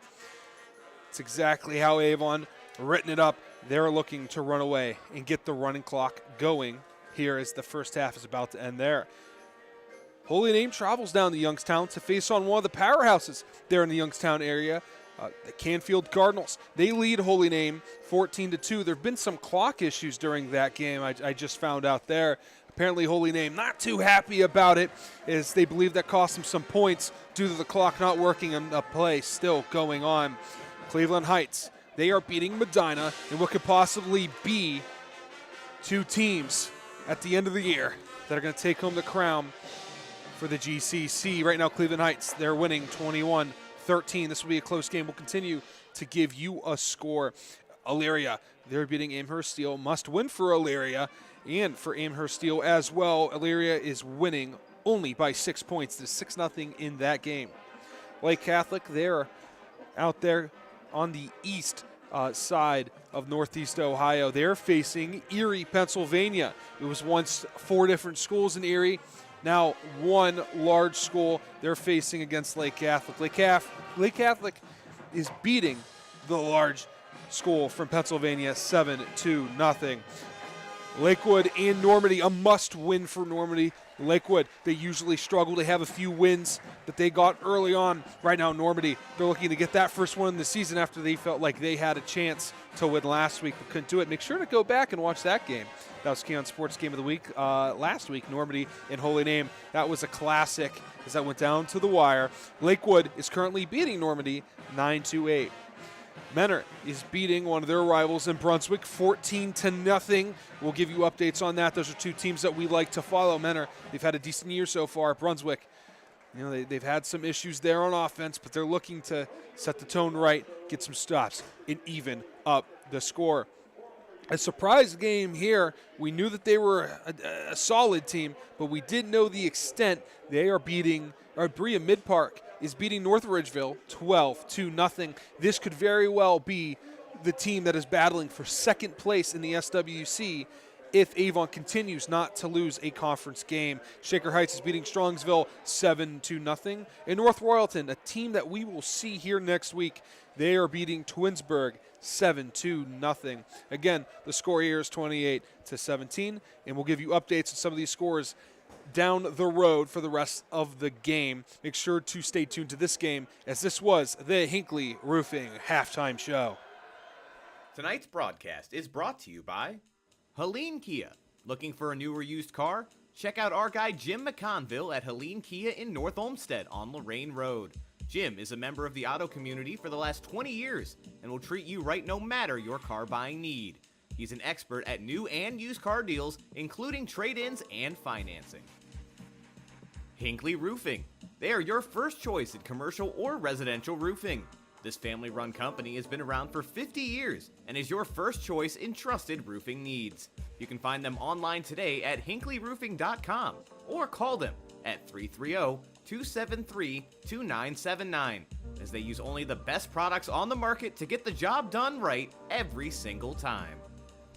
JBL Roofing and Construction. JBL is a licensed, bonded, and insured contractor with the experience to complete any job needed for your home or property. Let their team of professionals help you with vinyl siding, windows, roofing, and gutters. Get the job done right the first time and stress-free with JBL. Call them today at 330-677-9463 or visit them on the web at jblrc.com. Jenny's Popcorn. You can find their flavors anywhere popcorn is sold, including Giant Eagle and Mark's. Visit them online at jennyspopcorn.com or in person at 38727 Taylor Parkway in North Ridgeville, Ohio. They have everything from butter, cheese, caramel, and everything in between at this popcorn paradise. Kelly McLean Achievement Center, the premier resource for high school athletes who wish to continue to play in college. They provide a one-on-one consultative approach to help students determine their needs and goals. Visit them online at kellymac.com. Laura Bosworth. Buying and selling a home can be stressful. You need a kind, caring realtor who puts her clients first. Consult with full-time area expert Laura Sirigliano Bosworth with Century 21 Homestar and the 21 Mike team. Call or text 440-552-1904 or email Laura at laura@21mike.com. Makeaway Dumpster. At Makeaway, customers get discounts on days and prices. They offer 24-hour delivery in most cases, along with 10, 15, 20, and 25 cubic yard containers. With Makeaway, there are no hidden charges for drop-off, pickup, or wait. Find them at makeawaydumpsterrental.com. Mangia Bella Italian Goods. If you love Italian food like we do, then you need to swing over to Mangia Bella Italian Goods at 22560 Lorraine Road in Fairview. This family-run business knows that a happy belly is a full belly. From vintage homemade pasta to meatball subs the size of your head, you will be in a food lover's paradise. You've tried the rest, now have the best. MDG Flooring. If you're in need of quality flooring for your home or office, look no further than MDG Flooring America in Medina. There is nothing that Steve and his talented staff cannot handle. Call them today at 330-725-5252 or stop in and visit them in person at 3812 Pearl Road in Medina. My 22 Veterans. September is Suicide Prevention Month. Veterans tend to be at a higher risk for suicide, and unfortunately, medications and doctor visits aren't always the answer. My 22 Veterans helps connect veterans to alternate therapies, such as art, equestrian, and aviation programs. If you're a veteran looking for different options, or if you'd like to support their work by making a donation, visit my22veterans.org today. My Medicare Network. My Medicare Network is a local insurance agency that specializes in helping seniors compare and enroll into a Medicare insurance plan. They represent all major carriers, which will save you time and frustration. And when working with My Medicare Network, you'll be confident you selected the best plan for your needs. Nancy's Main Street Diner. They only prepare your meals with the freshest ingredients. The dishes are made to order as they never use heat lamps, and they take no shortcuts whatsoever. They're located at 426 Main Street in Grafton, Ohio. Nancy's Main Street Diner is your choice for all 3 daily meals. Pope Fitness. It's a gym for everyone. Don's road to being a World's Strongest Man finalist gave him a deep appreciation for fitness at every level. He created Pope Fitness to help every individual reach their goals and maintain the motivation it takes to get there. Visit them today at 33789 Center Ridge Road in North Ridgeville. Pristine Clean, Ohio. Pristine Clean has one goal: to be the best power washing company in Northeast Ohio. The commitment began in 2008 when owner Ken Wilson founded the company, which has since grown into one of the largest locally owned and operated power washing companies in the nation. Give them a call at 440-209-3780.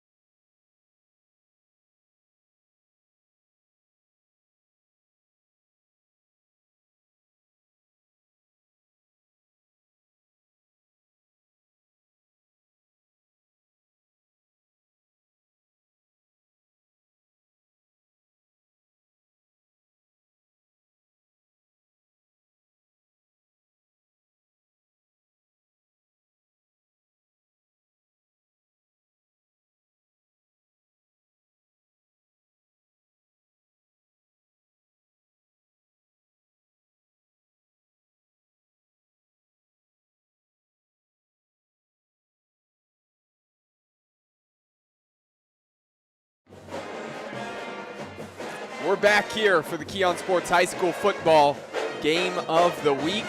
Here in week 8, Cole McDaniel, Dom Clary, and Darian Jackson as well. Thank you everybody for watching, listening here on the Keon Sports YouTube channel. If you haven't already hit the subscribe button, what are you doing? We're 8 weeks into the season. You got to hit subscribe. Hey, put the notifications on, follow along. We have so many good podcasts. I mean, go on at the YouTube page, read some articles. We have so much content here that, like, you almost can't say, like, oh, they don't have what I like when it comes to local sports content in Northeast Ohio. We have Ohio State content. We have MAC content. We have Browns content. If it exists in Northeast Ohio, we do a good job covering it. Hit the subscribe button, put the notifications on. A plethora of content, and of course you'll see a lot of content up this weekend as well. Not only just the live stream here of the Keon Sports High School football game of the week, which, mind you, has been an exciting one here. The Bulldogs leading at 28-17 over the Shoremen. Half just a couple minutes away from wrapping up. Both teams coming out on the field, getting warm again here before the start of the third quarter. And a little bit of time for us to touch on some things. Make sure this weekend as well, you pay attention on the YouTube channel to all of the highlight videos that are going to be going up from a couple other games around the area. Also, KeonSports.com. You can check out all the written articles, over 20-plus games that will have coverage at this Friday night. So you can see all those late tonight into tomorrow morning. They'll be up there on the website. Of course, lots more podcasts, other things that Dom mentioned as well. MAC coverage, as always. Dom, what do you have on the slate with MAC coverage this weekend? Yeah, we'll have 3 articles out. Dom O'Brien, me, Tyler Bridges. We have Irene Tepper will be out at Ohio. As a photographer. So. Ohio is wearing the paw print on the helmets. Yeah. They're going against, I think, the Golden Flashes of Kent State. I'll be at Akron. I believe 1-5 now, 1-4. Akron takes on NIU with the same record. Not the ideal starts for those teams, but we should have coverage of Toledo, and I don't know what the third game will be, but. We have an exciting week. It's only going to get better as we go on. Again, the YouTube page, Talking Action, Money on the Mac. Can't miss an episode. I'll tell you what, we talk about exciting stuff. We go off the rails sometimes, so it's Dom going off the rails. It's usually my father. It's usually my father. Let me just say on Money on the Mac. But if you want general Mac coverage, we have it. If you're looking to make some money, I have a better record right now than my father. I'm just under 500. He's about 4 under 500. He's the betting expert. I'm the betting expert. But, a lot of good content. No matter what you like, we have it. Again, Dom talking about all the things that we at Keon Sports do, but all the things he has his hands in, a lot of things that Dom has going on right now during football season. So a big shout out to him for all of his work. Of course, another shout out as well. I gave it to him at the beginning of this game, but Brandon Soder, not with us here this week, should be back with us next week as we hit week 9, the Keon Sports High School football game of the week. We'll touch on where we're going later in this one tonight, but Darian Jackson filling in this evening, and Darian doing a great job with the camera as well as being the third man on the crew, and I don't think we can ask for a much better game, an exciting one that you've seen here so far. I mean, it has been back and forth, almost really lethal when it comes to the offensive attack we've seen from both of these teams, Darian. Honestly, appreciate it. Thank you for having me still, as always. And 2, exactly what you just said. It has been a very interesting and a great game, and I think it could get even better if Avon Lake comes out in the third quarter the same exact way they came out in the first quarter, on attack mode, getting a touchdown first. They got plenty of time to come back in this game, and as long as they, lock in, get straight to it, I mean, I can see us going in overtime. I ain't gonna lie, it's possible. It's possible.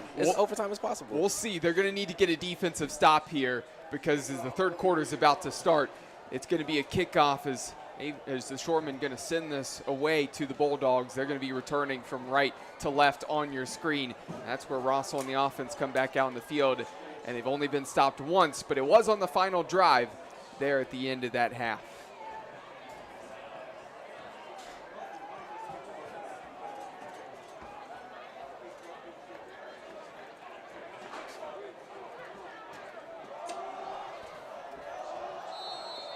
So there's the whistle. And the kick upcoming. Third quarter now underway. Sending this one deep. Tracking back to find that one at the 10-yard line is Ellis. Ellis looking for some room and nowhere to go. Meets a crowd of white jerseys there at the 20-yard line. And that is where Russell and the offense come back out on the field, and we'll see. I know the quarterback was trying to make a play there at the end of the half, but we'll see if he settles down, and again, they go back to the ground game. Yeah, let's talk about Jimmy Russell here for a minute. Threw 4 passes, went 3 for 4, 1 touchdown, 1 interception, 66 total yards. Don't let that fool you. He's had one really big completion for 49 yards. The other were 8-9-yard gain. And then on the ground, 7 rushes for 113 yards and 2 TDs. He's been deadly on the ground. They haven't really have him marked. Let's see if there's any adjustments made by the Shoremen. Man in motion. Here's the pitch. Looking for some room, cutting back, slips through 1 tackle, cutting back again, nearly spun down at the 40-yard line, and that is finally where Trent Krabnicki will be taken down. And that kid has been elusive tonight. I'll tell you what, he could be up for player of the game as well. I mean, he's been good. I know I think he only has the 1 touchdown, but he's been all over the place, and then they gained a few extra yards on top of it. This is the Olmsted Falls we're used to. Again, the 2 losses, I get it, but the few games where they struggled scoring for a half, it's just not like them. This is the team we're used to, putting up all those points there in a single half, and they continue just to add on to it. Just a deadly team overall, and their defense has just gotten better throughout. So following the massive run and the penalty against the Shoremen, Russell on the keeper trying to bounce to the outside. Just need to get one more block there around the edge, and he's brought down from behind right back at the 45-yard line of the Shoremen. Oh my gosh, there's a t-shirt cannon down there, Cole. Yeah, t-shirts have been flying here the last couple of minutes. Quick guys, wave your hands, I'll throw you one.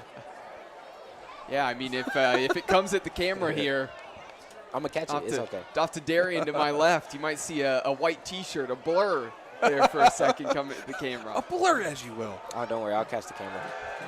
Russell here to the near side, the screen. And that's a good run after catch there. Credit to the blockers. Number 14, Andrew Bonas, the senior wide receiver, gets that one to the 35-yard line. That's enough to move the chains.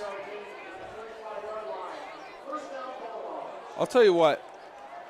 As long as no one is shooting off those cannons again right in front of us. Like confetti cannons. Oh, God, it was terrifying. Yeah, Don about jumped out of his seat there with those confetti cannons early in the year. Handoff up the middle. Singleton has some room to run. Pulled down from behind, but still got 9 yards on that carry. Really nice play there, and credit to the offensive line opening up that hole. He just finds a way to make a hole, doesn't he? I mean, the way this offensive line is playing, on top of Singleton, it's just they always have a sophomore fullback, I swear, who just destroys the opposition. And by the way, I don't know if they were doing it in the first half. The offensive line has 2 hands in the dirt, like Georgia Tech used to back in the day. Usually you do that for cut blocks, but hey, they don't care. Krabnicki takes it. He's going to have enough to move the chains and some after that. So first down upcoming from the 22-yard line. 9.5 minutes left to go here in the third quarter. First drive of the second half for the Bulldogs, looking much the same as what we saw for the majority of the first half. And now the Bulldogs enter the red zone. And this trip to the red zone has been brought to you by Kelly McLean Achievement Center. Visit kelly-mac.com to learn more.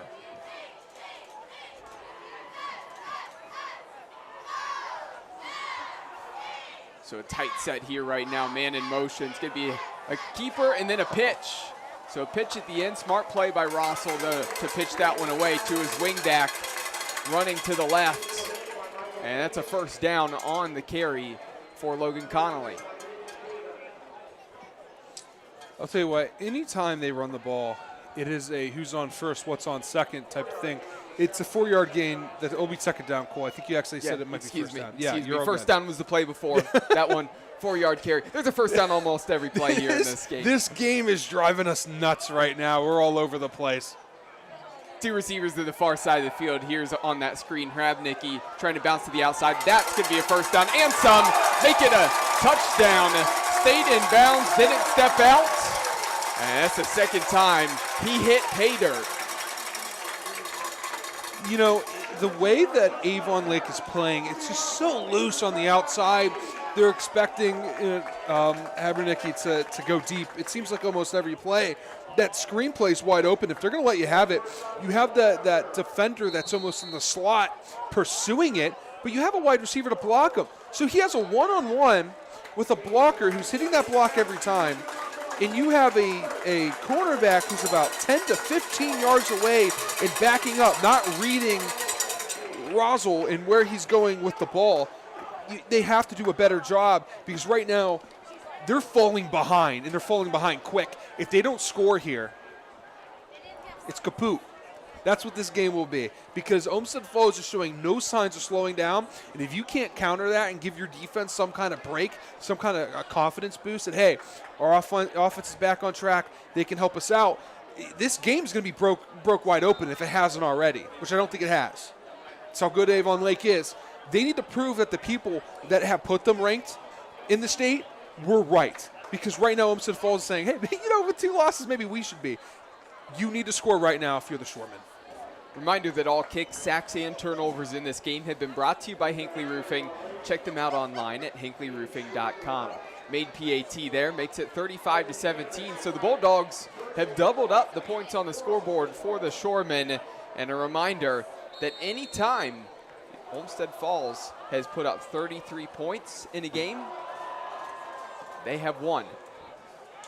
We'll see if that trend continues. The Shoremen have a long way to come back here on the return, trying to make something happen, looking for some room.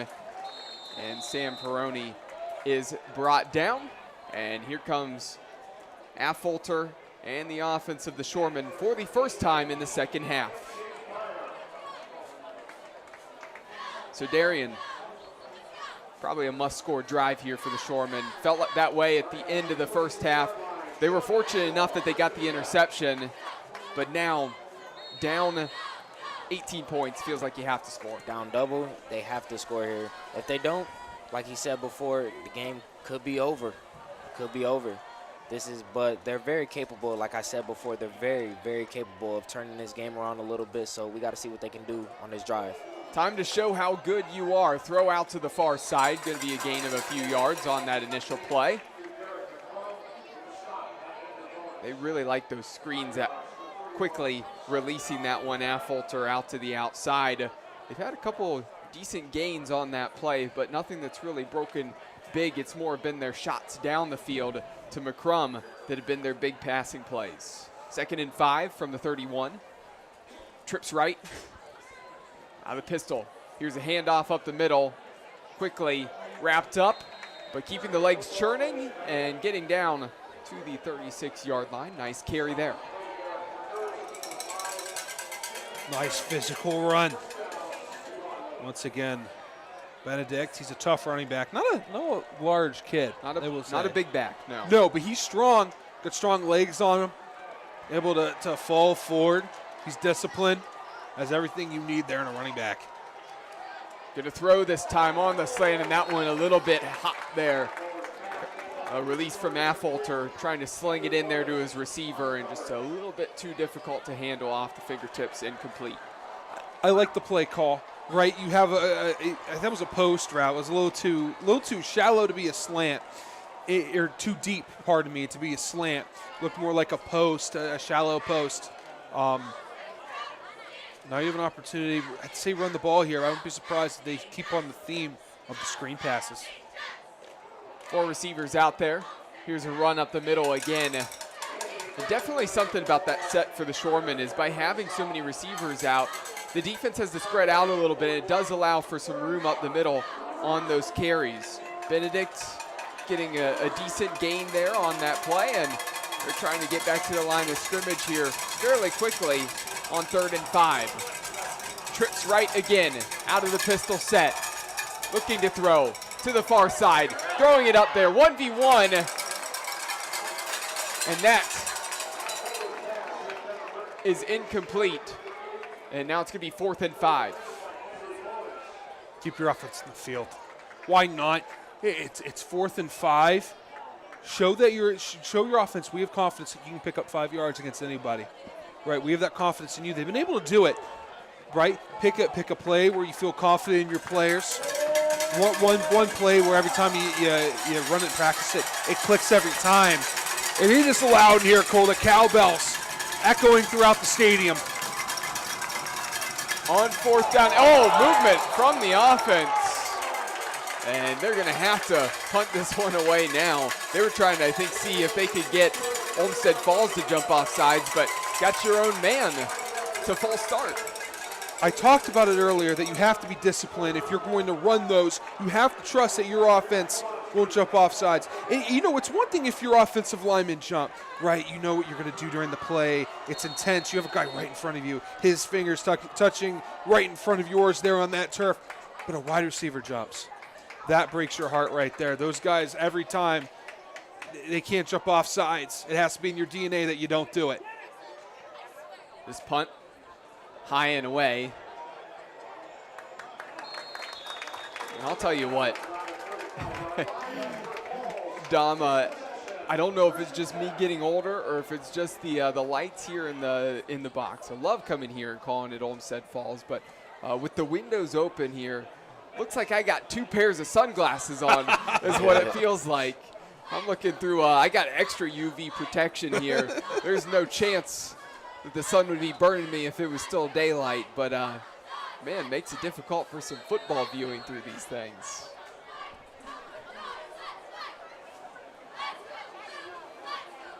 So the Bulldogs offense back on the field, second possession here the second half. First one they scored and took a 35-17 lead. Here's the pitch. Room around the corner, up to the 40-yard line, past that to the 42. Nice gain of 7 on that play. You know what's really missing on the Avon Lake team? One of the Vancourt brothers. Yeah. They always have, they had one of them the past, what's it been, 6 years they had at least one of the brothers. And they were 5 all years. good. They all made an impact. impact. I played with the one there at BW, and as soon as he went on there, I went up to the coach. I'm like, that's not a JV player. That's a starter. Hey, he is. Here's a handoff up the middle. That's going to be plenty for the first down. And up to close to the 50-yard line, down at the 49. So the offense just keeps rolling for the Bulldogs.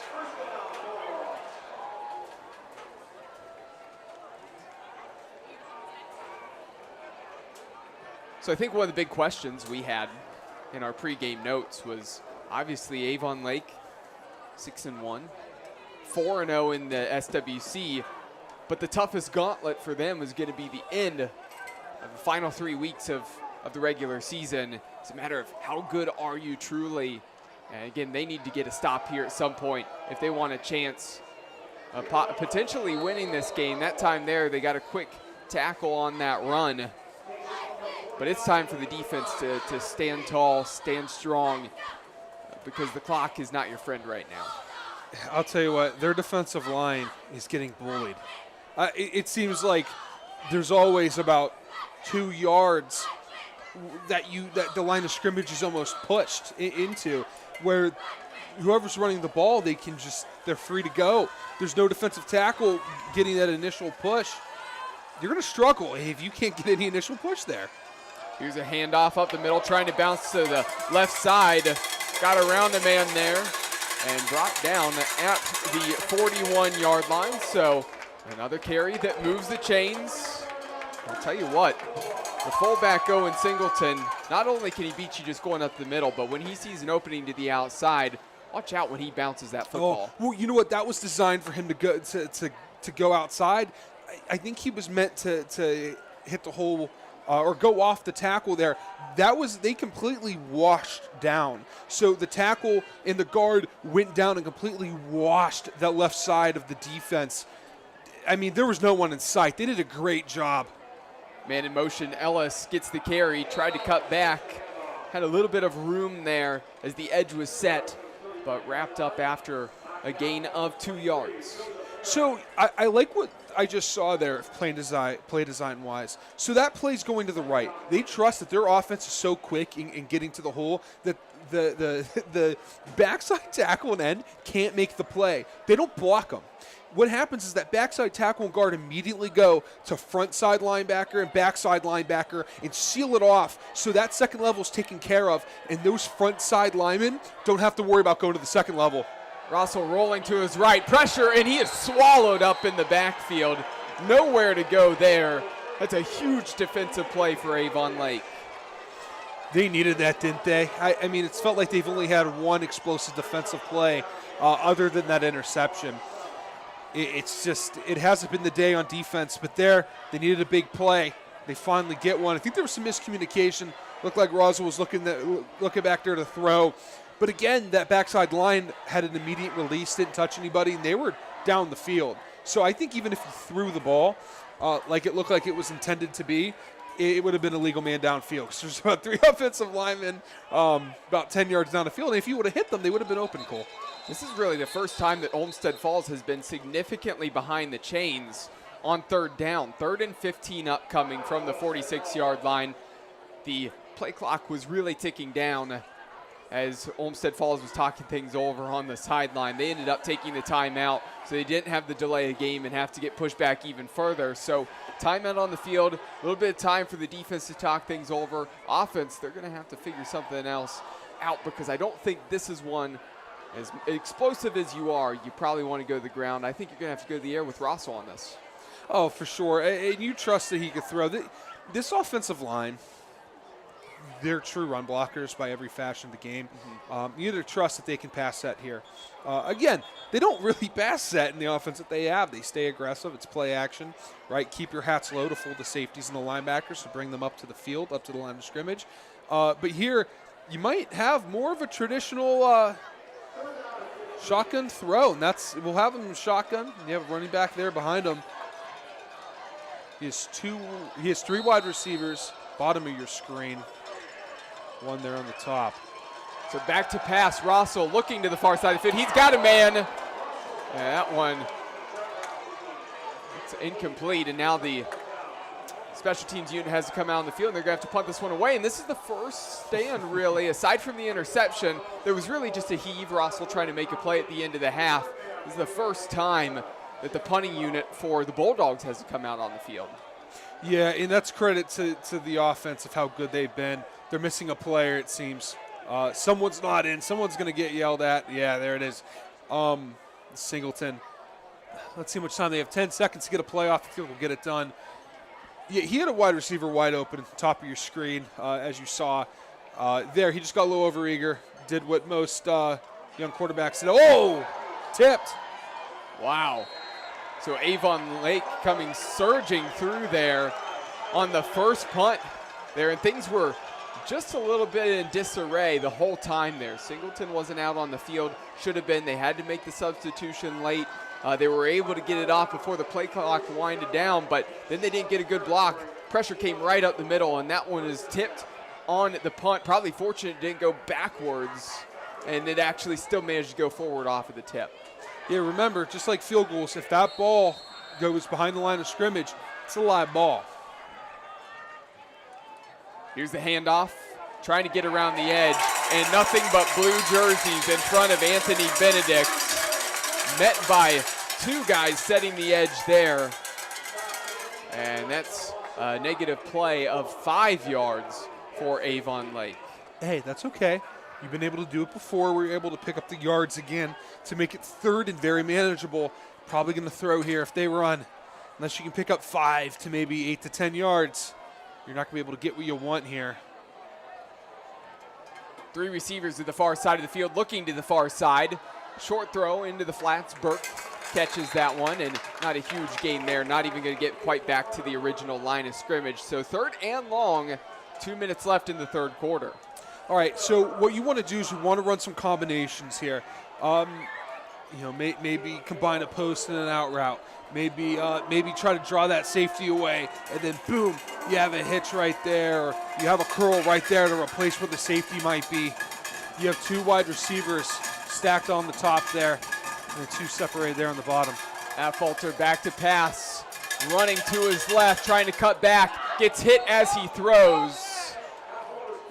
And that one was low. Intended for his receiver, but incomplete there. Trying to get down to that one, and now it's going to be 4th and 11. Yeah, this is, I would say, the biggest play of the game. Both sides of the ball now. Got to hit your wide receiver. Now, you got to get the sticks. Got to get there. Again, I wouldn't change the plan. If you're short of the sticks, you're short of the sticks. At least you flip the field just a tad. Got to get a first down. Crucial down here, guys. Crucial down. On 4th and long, 3 receivers in the near side of the field. Affolter looking down the field, throwing over the middle into coverage. And that one nearly intercepted, broken up, turnover on downs. Now you're trusting your defense to get their second stop of the game. Well, the third, actually, if you talk about that interception. Huge stand here by the Bulldogs. This defense, bend but don't break. They've improved as this game has gone on. Felt like we wouldn't see any moments in this game of teams not scoring touchdowns. And you were constantly having to go to Twitter, now X, and send out the notifications cramping there. Yeah, the workout for the hands. You've had a little bit of a breather here in the third quarter, though, as the defense have actually stepping up a little bit, getting the stops that these teams have really needed, right? Now the Shoremen, though, they need another stop. And can they get it? Here's the pitch, looking for room to run, finding a little bit of room. Hole on the near side, past the 40-yard line was Krabnicki and brought down at the 37. He's been their go-to. When they needed some chunk of yards, throw the ball to him, use him as a wing back. Doesn't matter. Get him the ball. That's what's nice about this offense is that they utilize their talent.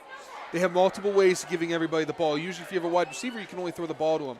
I played it on offense that we had a Division I wide receiver, but we liked running the ball more because of the way our quarterback was built, and we had a hard time getting the ball. This offense, they never have a hard time giving their stars the ball. Russell pitches it to Krabnicki on the far side. He's get plenty of room there. Had blockers out in front of him. He's going to get the first down. And player is down. Wondered why the clock had stopped. It looks like a Shoreman down at the 33-yard line. Again, hope that player's okay. Yeah, that appears to be number 1. I think that's Luke Stewie. So, this is a point in the game where, this appears to be a cramp. And you know what? We haven't seen as many cramps as I think we thought we'd see. It's been hot. Yeah. I mean, it's not fairly hot. It's normal fall weather here. But, I'll tell you what. This is really the, second, third week maybe that we've had true fall weather. There's days where we're sweating in the box because of how hot it's been. Yeah, it has been a warm fall, it's felt like. Now, definitely a day where it's felt a little bit more like true fall weather. Beautiful night for football, as you mentioned. Clear skies. This is probably about ideal football weather. Now, knowing you love that almost 70s, 60s rough and tumble. This is perfect for me, yeah. This might be perfect for you, but I could have seen you being like, no, I like the snow. I like when it's muddy out there. I hated the snow. My junior year, we were playing Silver Rock University against Carn City. We were number 1. We were projected to win the state title. We did not do that. We all walked out about an hour before the game with nothing but our football pants on, no shirts, and we laid on the turf. It was covered in snow to get used to it. Bad decision. I was freezing. Don't do that. But I think I did like it when I played, but now, give me a dome. Give me a dome. Give me a warm press box with some hot coffee. I do not need to be cold more than I already am.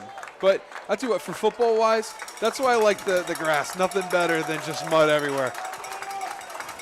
And that is going to be just a few moments ago, the last play of the third quarter. So this third quarter is going to wrap up with the Bulldogs leading at home 35-17 over the Shoremen. We'll step aside here.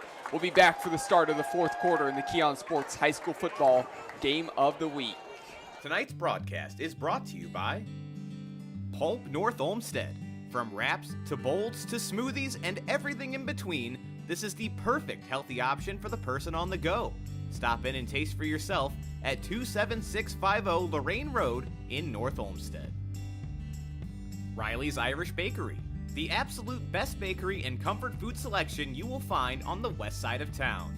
Located in the heart of Fairview, this incredible family-run business is your first, last, and only stop for the best eats.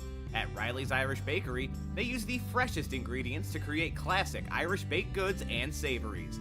They are located at 22570 Lorraine Road in Fairview.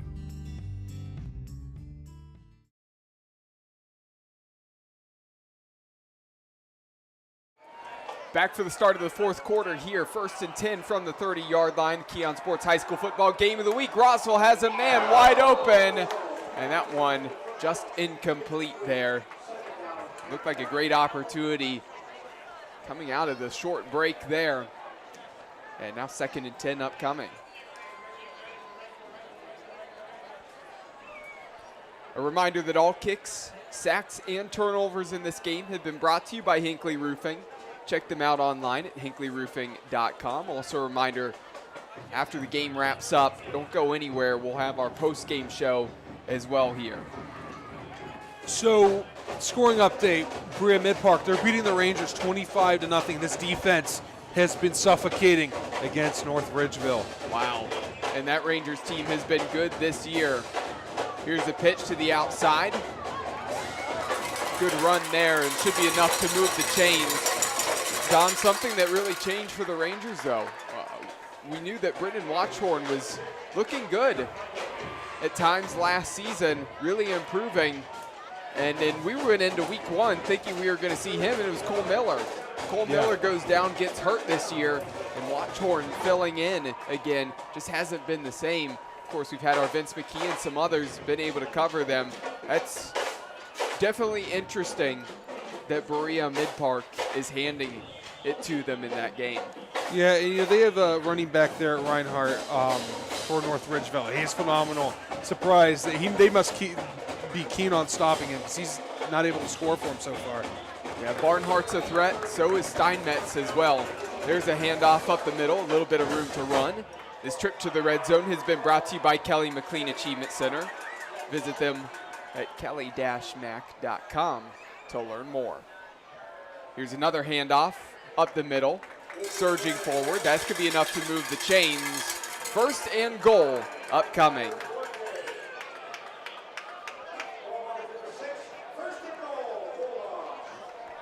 So there you see the fullback, Derek Necker, still in the game. They want to go to him again, and that time he just walks in, untouched into the end zone. Olmsted Falls pouring it on. Yeah, they're simple there when they get to the goal line. They have Necker, and they just feed him the ball, let him get to work. They trust that offensive line. One of the best run-blocking groups that you'll see in Northeast Ohio at the Division II level. Let him eat, let him cook. This offensive line continues to get the job done. They let their fullbacks just have as much room as possible there with 6 yards to go. PAT up and good now for the lefty, Jack Birch. 42-17 here in the fourth quarter. Just a minute and a half played so far in the fourth. And that mountain to climb just feels like as the clock continues to tick down and the deficit for Avon Lake continues to grow, you really have to score in a hurry here on this drive. But now it's kind of feeling a little too late. Yeah, it definitely feels like too late. They have not scored since what? The first quarter? So they've been shut out for 2 whole quarters. I didn't think would say that. They maybe had 4 or 5 possessions in the second and third quarter. They haven't really touched the ball much. Even considering how fast Olmsted Falls has scored, it feels like this offense has barely been on the field. They maybe have, 2-3 first downs? I mean, they've been completely ineffective, guys. Well, I think the thing is, we've known the Bulldogs to put up big points in the past years that we've seen this team. We've covered them. Their defense has been pretty rough and tough, too. So it was interesting seeing Avon Lake really take it to them the first couple drives. They got things sorted out. Now they're swarming to the football, and we'll see if they can continue that here defensively. On the return, looking for some room, picking up speed, slipping past the tackler, and stumbling down close to the 35-yard line. And now here comes the offense again after that decent return there for Anthony Benedict. You know, you said they're both rough and tumble. You were surprised Avon Lake got off to such a fast start. If you have any two-way players on your team, they're toast by the third quarter. Yeah. So, you know, if you're playing offensive tackle and defensive tackle, you're getting beat up every play because this Olmsted Falls team's tough. They'll beat you up and bruise you any opportunity they get. Back to pass, looking down the field, having some time, launching this one, has a man, and that one incomplete. Unbelievable. Shocking that that one wasn't pulled in. Just trying to look for that football over the shoulder and kind of just stumbling and had the hands to the left to just win a touch to the right. That's unfortunate for Avon Lake and what looked like a good ball there from Affolter. Oh, it was a pretty ball, but needs to maybe throw that a tad bit earlier, as much as I hate to say it, because it seemed like the wide receiver had a hard time tracking the ball. Ball kind of died once it reached its destination and just stopped traveling. There seemed to be some confusion there on the motion.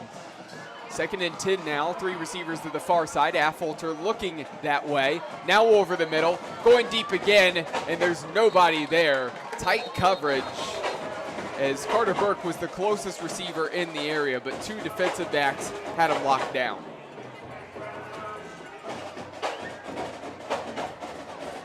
Third and 10. Now upcoming from the 35. 10 minutes and 10 seconds left in the game. You know, I'll tell you what, they added this new track in here. It's pretty. I'll tell you what, with the new turf and the new color of the track, I don't remember what it looked like before, but I'll tell you what, I don't remember it looking like this. It looks great. They've done a really good job, this community, putting resources into this school, into these kids, making sure they have proper equipment for all the sports. I mean, their gym is phenomenal. The band's well equipped with everything. This community does a fantastic job making sure these kids have the best resources they can get to be great at whatever they do, really. That they do. Back to pass, 3rd and 10. Now looking to run. There's a little bit of space, gonna have to turn on the jets. That's not gonna be enough to get there. Late hit though, out of bounds. It looked like, no, actually that's a Bulldog that went down. Looked like it was the defensive back, number 21, Jack Hatgis, giving chase, and he was the one who stumbled out of bounds. So 4th down upcoming, 4 yards to go to be exact. Yeah, I don't think they're going to throw it deep this time. But definitely the ball, they're going to push it downfield. Let's see, this is tricky where you're at right now. Can't really run the ball in this situation. So back to pass again. Little pump fake, room to run, and that's going to be plenty of space to pick up that 1st down. Turning to his left and stepping out of bounds after getting the 1st down is Affolter. Now 1st and 10 upcoming from the 49. I don't know if it looks the same to you, but he has that face mask that has the helmet that has the built-in visor, but he doesn't have the visor on. It looks like he has 1 bar from this angle. I don't know if you can see it there on your screens there, but it looks like he's running out there with the 1 bar face mask, like Johnny Unitas is out there. Here's a handoff up the middle, trying to keep the legs churning. Up close to the 45, brought down at the 46-yard line on that carry. So a good physical run there by Bova. And no, those new style helmets, Avon Lake got those here in the last couple of years. Again, they're helmets that a lot of times the helmets are always being changed by the makers to try to help with safety. So again, Avon Lake was a school that ended up getting the new ones not too long ago. 3 receivers to the far side of the field. Here's a throw over the middle. That one just a little bit behind the intended target. Carter Burke tried to pirouette and catch that one, and it falls incomplete, 3rd and 5. You know, it all started, they have the revolution and then the speed, right? The speed is now the common helmet. They're starting to get outdated even. Yeah. That was the helmet that kicked in when I started to get in high school. Then you have the speed flex, which is the one that has the indent on the top, and you have the speed 360, which is before the flex. But the helmet now is kind of just adds on to the flex in what they're doing to reinvent helmets. Rolling to his right, Affolter following some blockers, launching this one out of bounds, and that one incomplete. 4th and 5 upcoming. And big 4th down here. Just need to tack on a few scores. 9 minutes left. I don't know if you can do it with a team that's built to burn the clock out. I will say, this Avon Lake team, their offense is definitely built to come back. It just might be not enough time. Unlike the Pittsburgh Steelers, this team is built to come back playing from behind. If you get that reference, the offensive coordinator said they're not built to play behind the lead. So on 4th and 5, this crowd on the home side is getting loud, and there's a whistle. I think it sounds like delay a game, you're right. Play clock went down to 0, but they got timeout just before that, so no penalty there. Avon Lake calls the timeout. They burn one to keep it a 4th and 5, probably a good decision there. So coming up here on this 4th down play, Darian, through the Bulldogs, you send some pressure after the quarterback? I think you got to, because at this point, their last touchdown was, I think, the nail in the coffin. You do this to Avon Lake, it lets them know, you know, you guys thought y'all could come in here. What'd you say earlier? Black Air Force energy? Black Air Force One energy, yeah. They shut that down early. Yeah, they did. So if they get a stop here, I would say that it's that'll be game over. They're gonna leave on their senior night with a win. As much as Avon Lake wanted to come in and disrupt that, especially in the last few meetings that they've lost.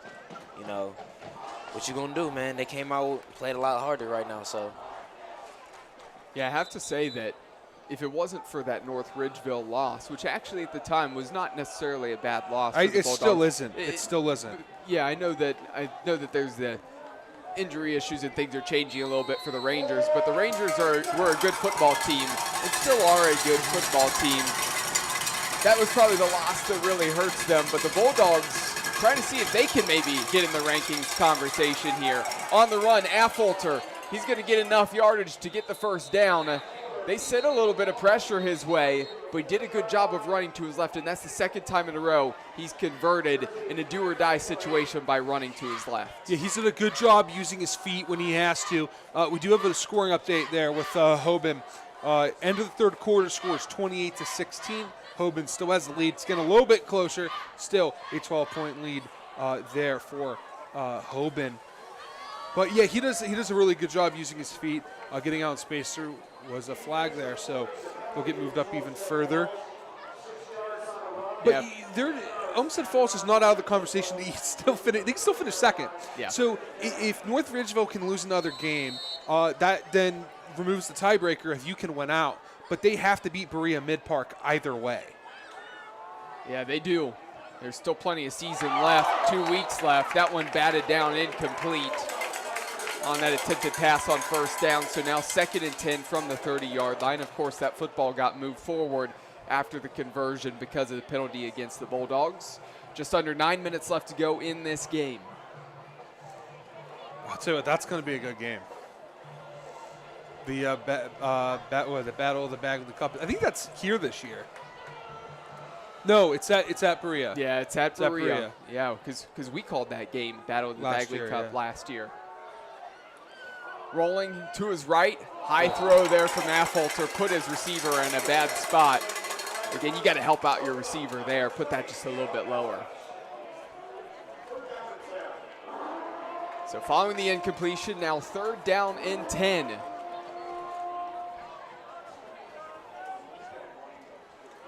not the position you want to be in. You can throw a screen pass here, pick up 3, 4, 5 yards, and be in a pretty spot.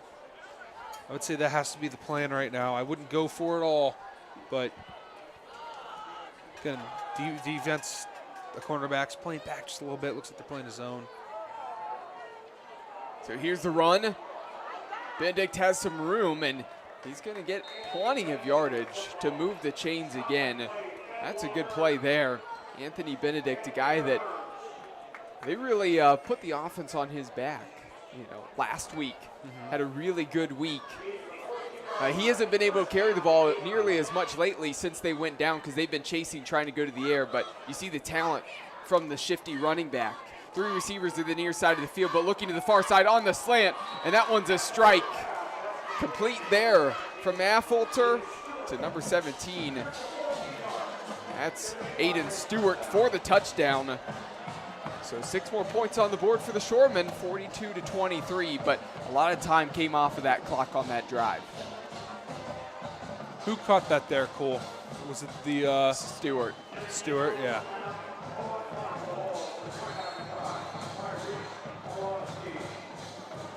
So 23 points, opportunity here to make it 24.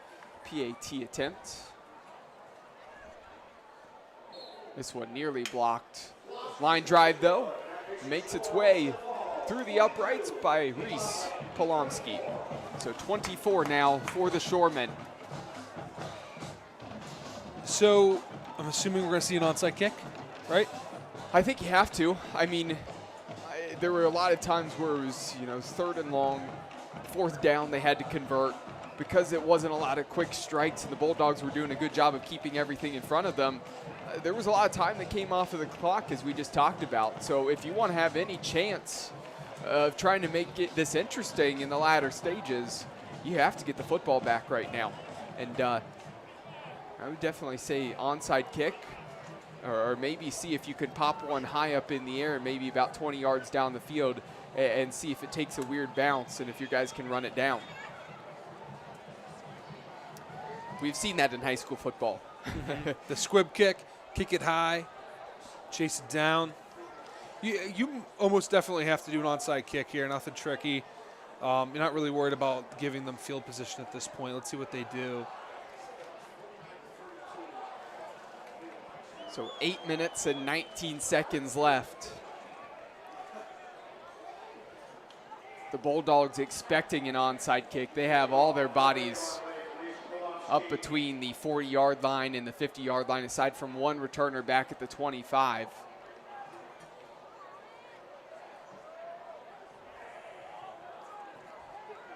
Reminder that all kicks, sacks, and turnovers in this game have been brought to you by Hinckley Roofing. Check them out online at hinkleyroofing.com. Kickoff upcoming. And here's that squib hop at the 50-yard line. Chance for Avon Lake to get to that one. I think they might have been the ones to land on that.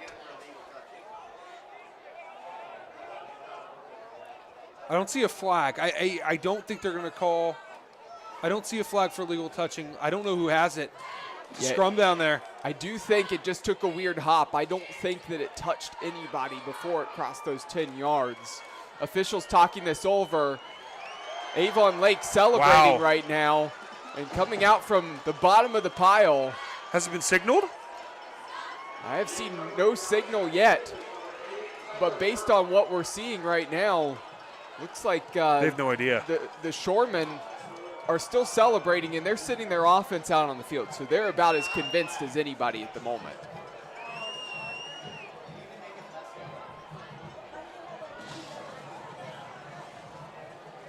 So I know we talk about some really talented players all the time.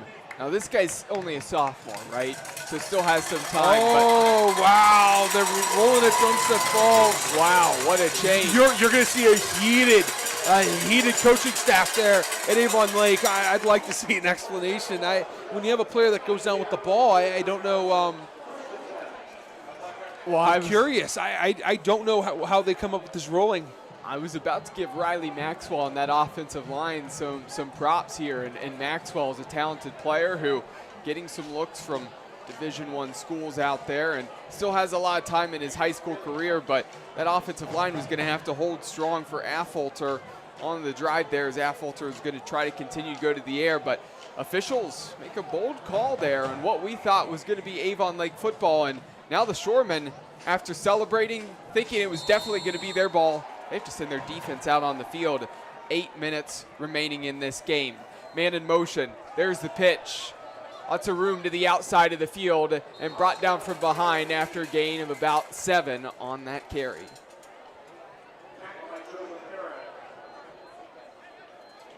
So that's your guy, Trent Hrabnicki, again. So he's a senior. Yeah. We didn't see him last year. That's what happens when you're buried behind Rocco Connie and Pinchek and Gavin Moore and all come the on. players. This kid's talented. He must have took a huge jump just from a season ago. If he's now went from we haven't heard his name called last year, and we covered a good amount of their games last year, to he's been all over the place. Man in motion. Here's a handoff up the middle and brought down at the 35-yard line. Dom, it's what you said earlier. Hey, they saw in practice that kid could block, so they gave him the rock. They gave him the rock? I'll tell you what, it does happen when you have 2-3 guys that are all region, all conference, all state kind of caliber guys.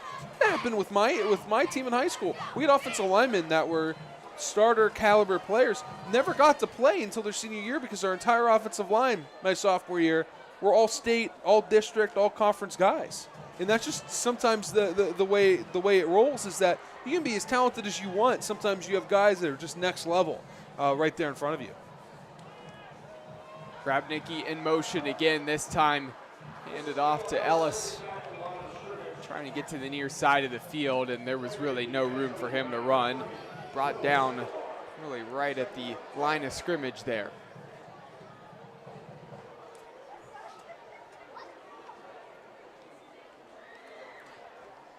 So under 6.5 minutes left to go in Darien right now. The Bulldogs, they're just taking their time, being a little bit more methodical right now, trying to drain that clock down. As long as they keep running, that clock is going to keep ticking. Avon Lake is going to have to figure out a way to get a stop if they still want to be able to get a shot at another score, which there is plenty of time to do so, but they're going to have to get their stop right now. Well, this play good block. Potentially might not help them out much, as Rossell was able to pull that one. It looked like a late decision, but a really smart decision to pull that one, as it was going nowhere up the middle. Bounce to the outside. Got a gain of quite a few yards there on that run, 7 to be exact, before he steps out of bounds. I like that. That was almost like a seal block, number 74. Let's see who it was. That was an impressive block there by the young man. Andrew Kreitzer, the junior, there on the left side. Phenomenal block. I like that. It was able to read the redirection, kind of turned around. I don't know if it was a planned run around and seal, but boy, was it beautiful. 3rd and 3 now from the 27. Here's a handoff up the middle, bouncing to the outside, room to run. Trying to cut back inside the 10-yard line, thrown down. And I think that's going to be spotted down at the 3 on the carry there for Owen Singleton.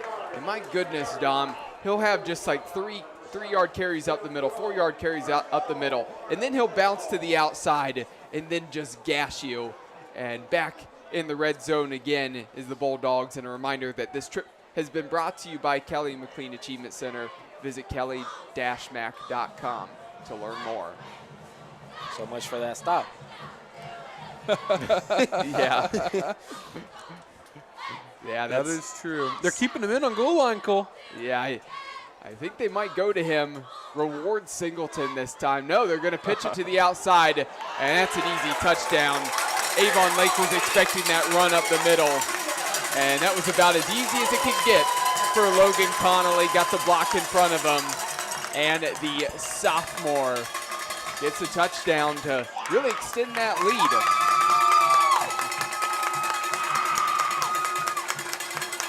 Get some love here from the hometown fans. They love to see when these young athletes can get in and get some touchdowns they may not typically see. This is not a game I don't think anyone here was expecting to be. I mean, a blowout in all means here in the fourth quarter, especially the first quarter we saw. I don't think we ever saw this coming.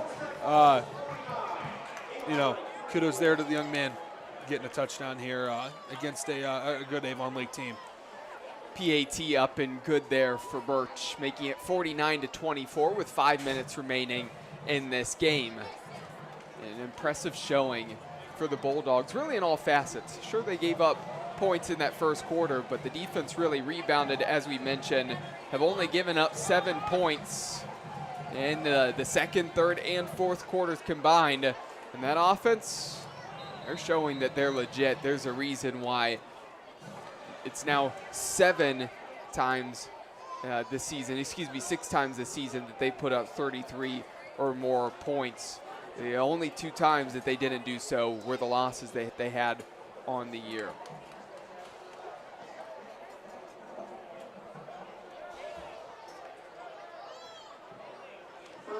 Even though this one's not over yet, it definitely feels like it's all but over here. But make sure that you don't go anywhere, because, of course, we're going to talk about the player of the game. We have a lot more we're going to discuss in the Hinckley Roofing post-game show. This one hit high up in the air, fielded at the 25-yard line. Return for about 10 yards there. Under 5 minutes left now.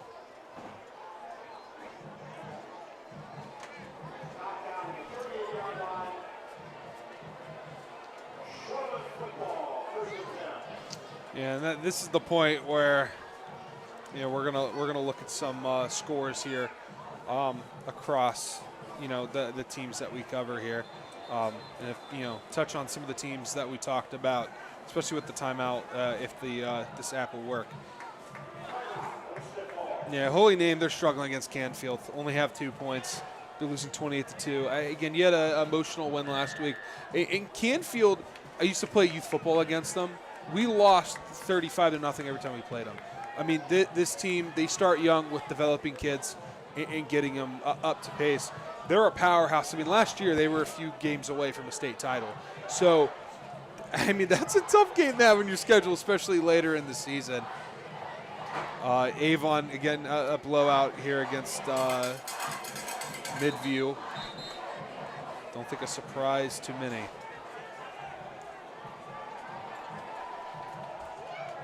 We have a doozy. Amherst stealing Elaria, 27-20 in favor of Amherst. Ilaria's been a decent team thus far, so. See the East Tech, the Scarabs. They won their matchup yeah, against 20 Lincoln to 12, West. yeah. Such a unique mascot compared to most people with the Scarabs. The home to 2 Olympians. Absolutely. Definitely a history of some talented athletes coming out of that school.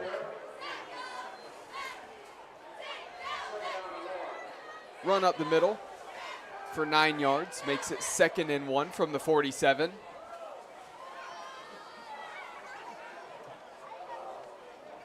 Now Avon Lake taking their time, just draining clock in this game. Manor beating Brunswick, 28-0. Of course, the Shoremen did make a change at quarterback. Owen Falk is the quarterback.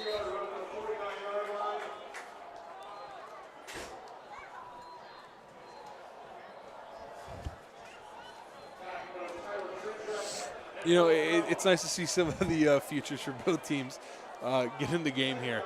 Opportunity for essentially your JV team to, get some reps. Usually a preview for tomorrow.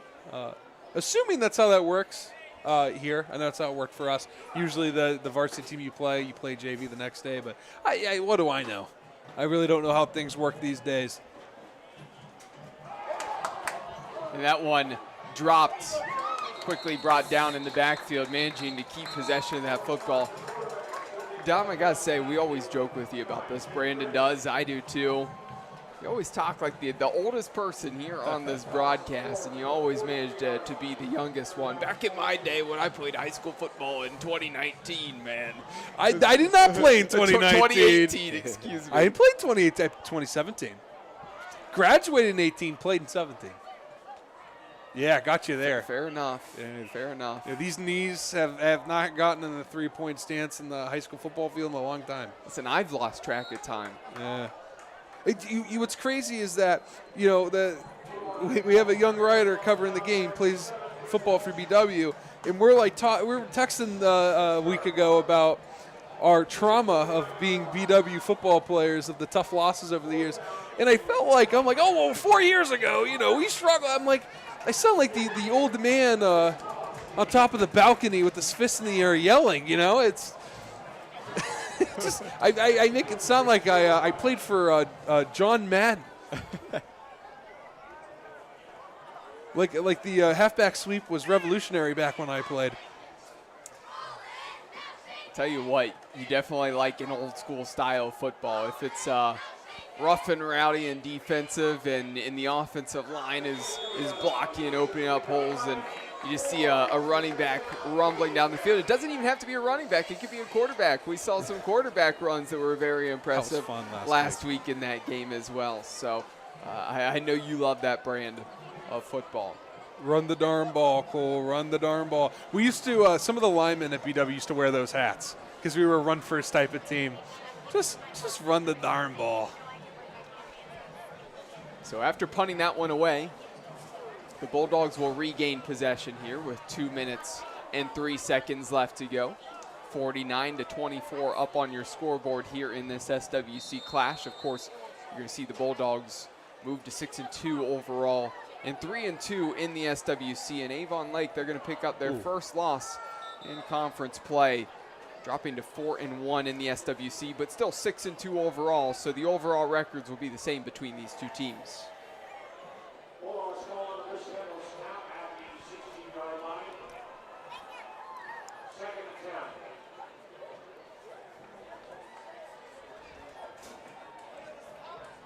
You know, we were joking around over text how I just sound like an old player. Yep. And I forget what the text was. How I think you said I sound like a 1970s football player. Absolutely. Yeah. Absolutely. What I do, I sent in a picture of was it Mike Webster for the Steelers, the center. Yes, it was. And there was a picture of me, and I said, "What's the difference?" Yeah, right. I used to have the old arm to hand pad that they used to wear. They used to tape them to their arms. I don't know if you've ever seen it, but Jack Lambert used to wear one. Mean Joe Green. Every single Browns player from 1955 to 1979 wore one. I had the neck roll back when I was younger. The biscuit face mask with the middle bar.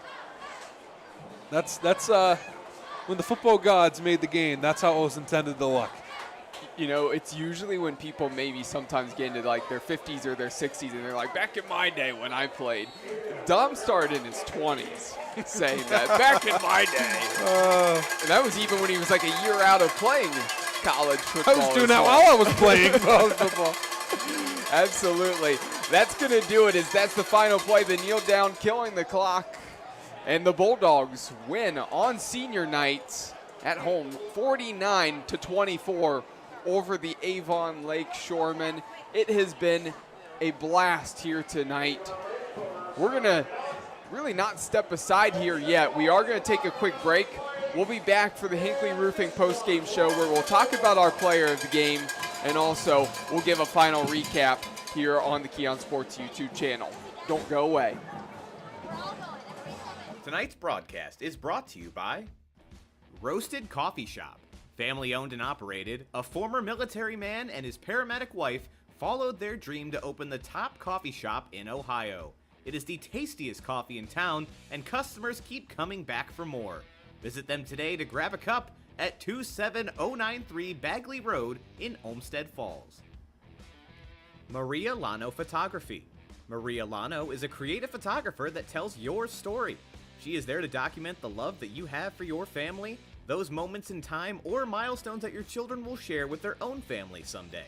Whether that means chasing the golden sunlight on the lake or family cuddles on location, she wants to tell your story.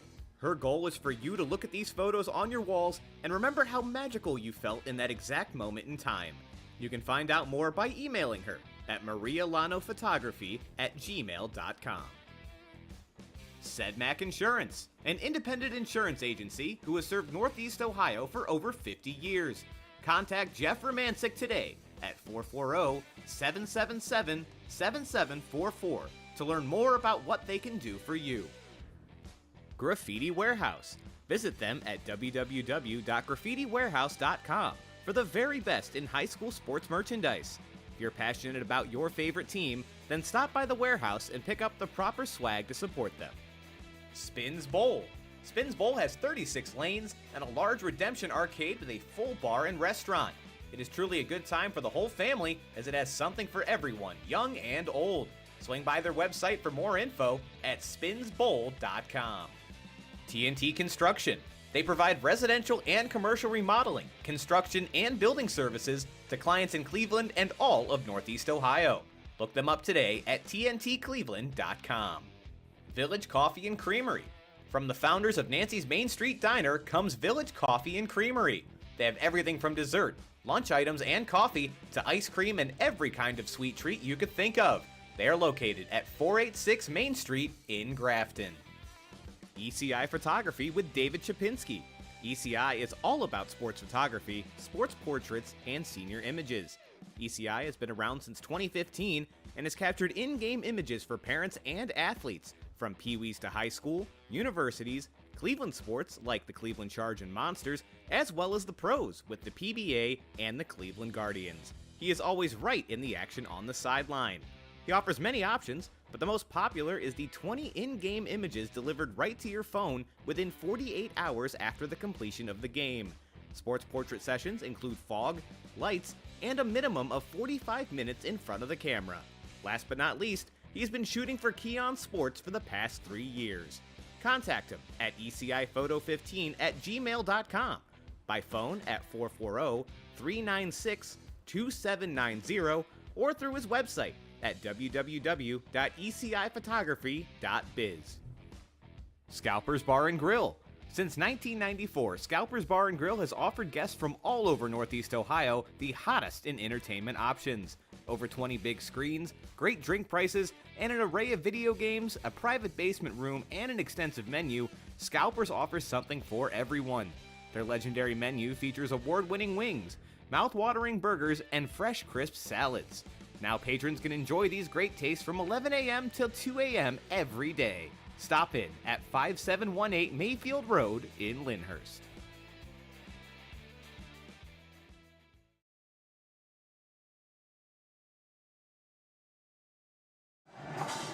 Back for the Hinckley Roofing post-game show. Cole McDaniel, Dom Clary, and Darian Jackson.